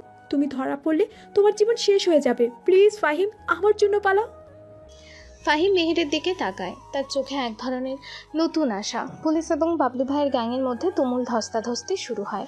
ফাহিম এই সুযোগে মেহেরের হাত ধরে দৌড়াতে শুরু করে। তারা সরু গলি দিয়ে পালাতে থাকে। পেছনে পুলিশের সাইরেন এবং বন্দুকের গুলির শব্দ শোনা যায়। মেহের দৌড়াতে দৌড়াতে হাঁপাতে হাঁপাতে বলে, ফাহিম, আমরা কোথায় যাচ্ছি? ওরা আমাদের ধরে ফেলবে। তুমি কি পারবে পালাতে? ফাহিম মেহেরের হাত শক্ত করে ধরে বলে, পারতেই হবে মেহের, আমাকে বাঁচতে হবে। তোমার জন্য, আমার জন্য। আমি তোমাকে বিশ্বাস করতে পারিনি, কিন্তু তুমি আজ আমাকে বাঁচাচ্ছ। তারা একটি অন্ধকার বাড়ির ভেতর প্রবেশ করে। ফাহিম মেহেরকে একটি গোপন পথ দেখায়। তারা দ্রুত সেই পথ দিয়ে বেরিয়ে যায়। পুলিশ তাদের পিছু নেয়, কিন্তু তাদের খুঁজে পায় না। ফাহিম মেহেরকে নিয়ে নিরাপদে একটি গোপন আস্তানায় পৌঁছে যায়। মেহের ফাহিমের দিকে তাকিয়ে বলে, ফাহিম, তুমি কিভাবে এত কিছু করলে? আমি বিশ্বাস করতে পারছি না। আমার অবহেলিত ফাহিম এই হ্যাকার কিং, আমার বাবা, আমার পরিবার সব তোমার জন্য। ফাহিম মেহেরের চোখে চোখ রেখে বলে, আমি জানি মেহের, আমি তোমার সব কষ্টের কারণ, কিন্তু আমি তোমাকে ভালোবাসি। আমি এই প্রতিশোধ নিতে গিয়ে ভুল করেছিলাম। আমি এখন শুধু তোমার পাশে থাকতে চাই। মেহের ফাহিমের দিকে তাকিয়ে থাকে। তার চোখে সেই পুরনো ঘৃণা নেই, আছে ভালোবাসা আর এক ধরনের গভীর টান। সে বুঝতে পারে ফাহিমকে ছাড়া সে বাঁচতে পারবে না। তার ভেতরের অভিমান, রাগ সব যেন ভালোবাসার কাছে ম্লান হয়ে যায়। ফাহিম আর মেহের চুপচাপ বসে আছে। বাইরের পুলিশি তৎপরতা কিছুটা কমে এসেছে। মেহের ফাহিমের দিকে তাকিয়ে আছে। তার মনে এক নতুন সংকল্প জন্ম নেয়। মেহের শান্ত কণ্ঠে কিন্তু দৃঢ়ভাবে বলে, ফাহিম, আমি জানি তুমি খারাপ নও। তুমি যা করেছো তার পেছনে একটা কারণ আছে, আর সেই কারণ আমি নিজেই। আমি যদি সেই দিন তোমায় অপমান না করতাম, তাহলে হয়তো আজ এই পরিস্থিতিতে পড়তে হতো না। আমি তোমাকে ঘৃণা করতে পারছি না, সেই কারণে আর আমার ভুলটা তোমাকে ভালোবেসে শুধরে নিতে চাই। তুমি আমাকে ভালোবাসো এত কিছুর পরও? হ্যাঁ ফাহিম, তোমার ভিতরে আমি সেই ভালো মানুষটাকে দেখতে পাচ্ছি। আমি তোমাকে এই অন্ধকার জগৎ থেকে বের করে আনবো। এই অপরাধের জীবন তোমার জন্য নয়। তুমি তোমার দক্ষতা ভালো কাজে ব্যবহার করতে পারো। তুমি আমাকে সাহায্য করেছিলে, আমার বাবাকে বাঁচিয়েছিলে, যদিও তার পেছনে তুমিই ছিলে। তবুও আমি কিছু মনে করিনি। যা কিছু হয়েছিল আমার ভুলের জন্য হয়েছিল। তুমি এই সমাজে ভালো কিছু করতে পারো। ফাহিম মেহেরের দিকেই তাকায়। তার চোখে এক ধরনের আশা। মেহেরের কথাগুলো তাকে নতুন এক পথ দেখাচ্ছে। কিন্তু আমি কিভাবে বের হব? আমার পেছনে পুলিশ, বাবুল ভাইয়ের গ্যাং। আমি তো এখন একজন ওয়ান্টেড ক্রিমিনাল। মেহের ফাহিমের হাত শক্ত করে ধরে। আমি তোমার পাশে আছি, আমরা একসাথে লড়বো। আমি তোমাকে এই অন্ধকার জগৎ থেকে বের করে আনার প্রতিজ্ঞা করছি। আমার ভালোবাসার শক্তি দিয়ে আমি তোমাকে আলোর পথে ফিরিয়ে আনবো। তুমি একা নও ফাহিম। ফাহিম মেহেরের দিকে তাকায়। তার মনে হয় এই মেয়ে তার জীবনে এক নতুন আলো নিয়ে এসেছে। মেহেরের ভালোবাসা তাকে এক নতুন সংকল্প দেয়। সে বুঝতে পারে তার প্রতিশোধের খেলা শেষ। এখন তার জীবনকে নতুন করে শুরু করার পালা। তার চোখে এক ধরনের দৃঢ়তা ফুটে ওঠে। সে মেহেরের হাত ধরে। তাদের দুজনের মনেই এক নতুন যুদ্ধের সংকল্প। এই যুদ্ধ শুধু প্রতিশোধের নয়, ভালোবাসারও। তারা 2 দিন লুকিয়ে থাকার পর পুলিশ হেডকোয়ার্টার্সে এসি রফিকের অফিস। ফাহিম মেহেরের হাত ধরে প্রবেশ করে। ফাহিমের মুখে এক ধরনের স্থিরতা, ভয় নেই, বরং একটি শান্ত প্রতিজ্ঞা। মেহেরের চোখে জল, কিন্তু সে ফাহিমকে দৃঢ়ভাবে ধরে রেখেছে। এসি রফিক এবং তার পাশে একজন সিনিয়র অফিসার বসে আছেন। তাদের মুখে এক ধরনের বিস্ময়। এসি রফিক আশ্চর্য হয়ে বলে, ফাহিম, তুমি নিজেই ধরা দিতে এসেছো? আমরা তো ভেবেছিলাম তোমাকে ধরার জন্য আমাদের আরো কতদিন অপেক্ষা করতে হবে। তুমি তো দেশের সবচেয়ে ওয়ান্টেড হ্যাকার কিং।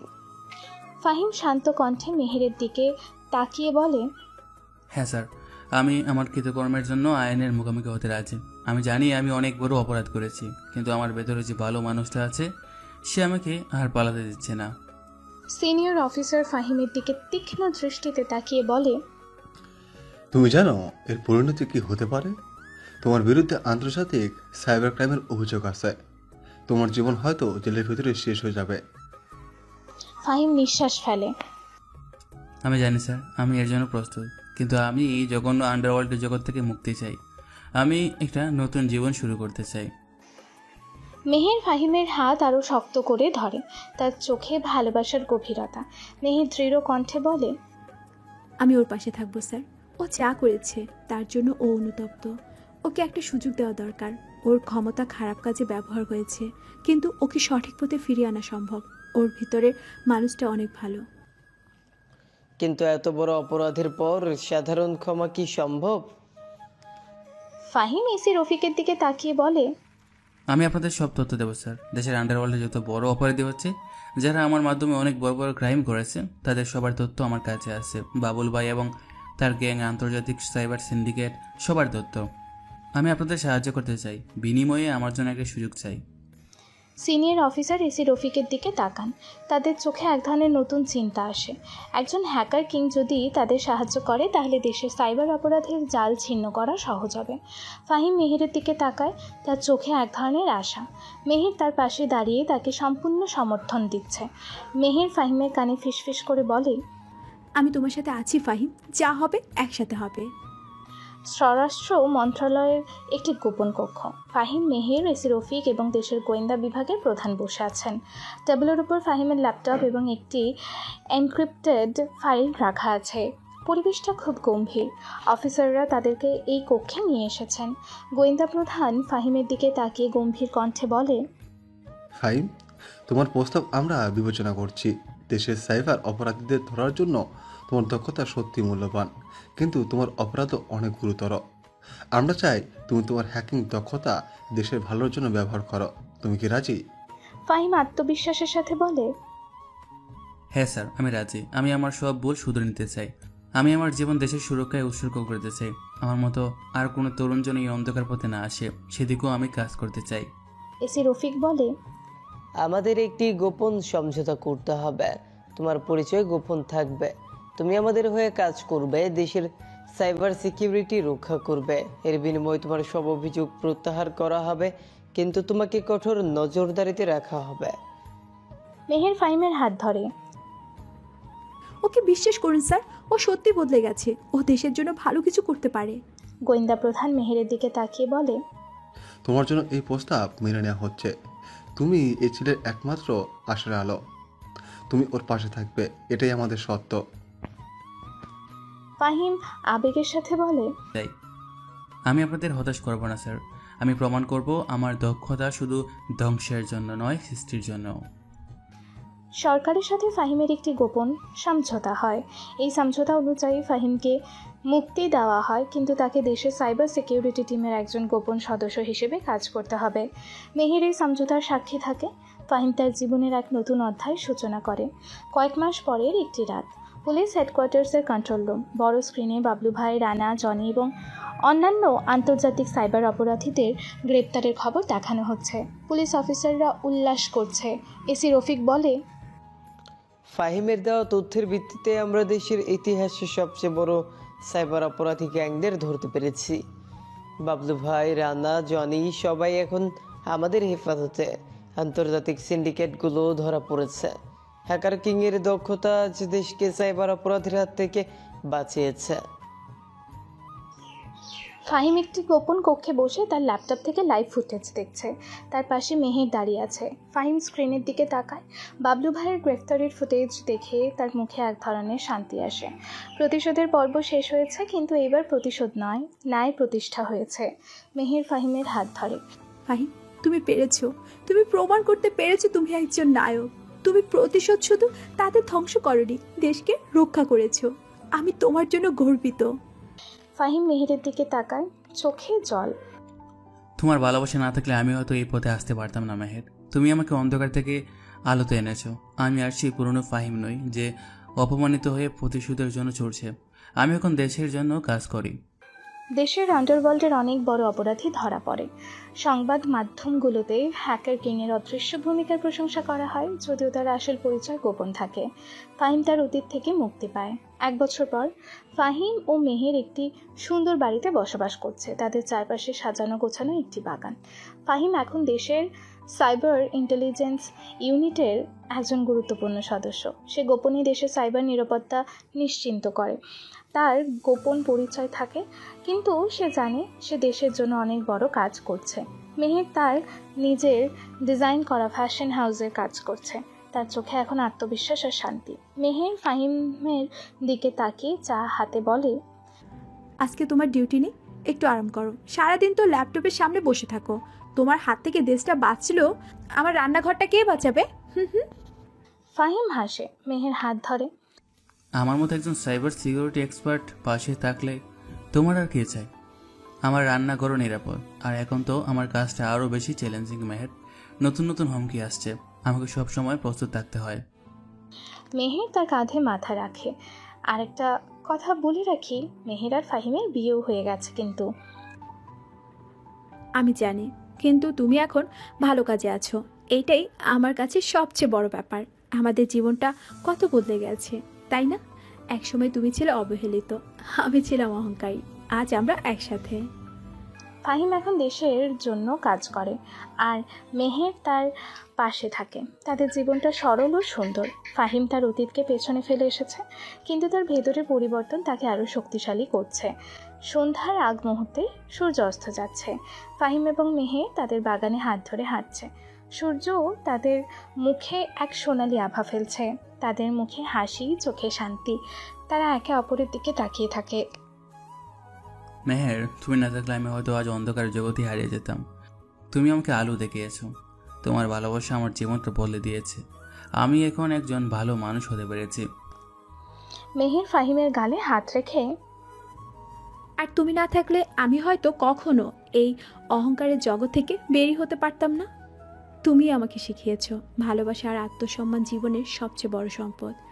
তোমার প্রতিশোধ নয়, তোমার ভালোবাসাই জয়ী হয়েছে ফাহিম। তারা একে অপরের দিকে তাকিয়ে হাসে। তাদের গল্প ভালোবাসার এক নতুন দৃষ্টান্ত স্থাপন করে। তাদের অতীত ছিল কষ্ট আর অপমানের, কিন্তু তাদের বর্তমান ভালোবাসার পূর্ণ। ফাহিম তার অতীত থেকে মুক্তি পায় এবং মেহের তার ভালোবাসার মানুষটিকে ফিরে পায়। তাদের জীবন এক সুখী সমাপ্তির দিকে এগিয়ে যায়, যেখানে ভালোবাসা, বিশ্বাস আর ত্যাগের মাধ্যমে সব সমস্যার সমাধান হয়েছে। রাতে ফাহিমের বাড়ির ছাদে চারিদিকে মৃদু বাতাস বইছে।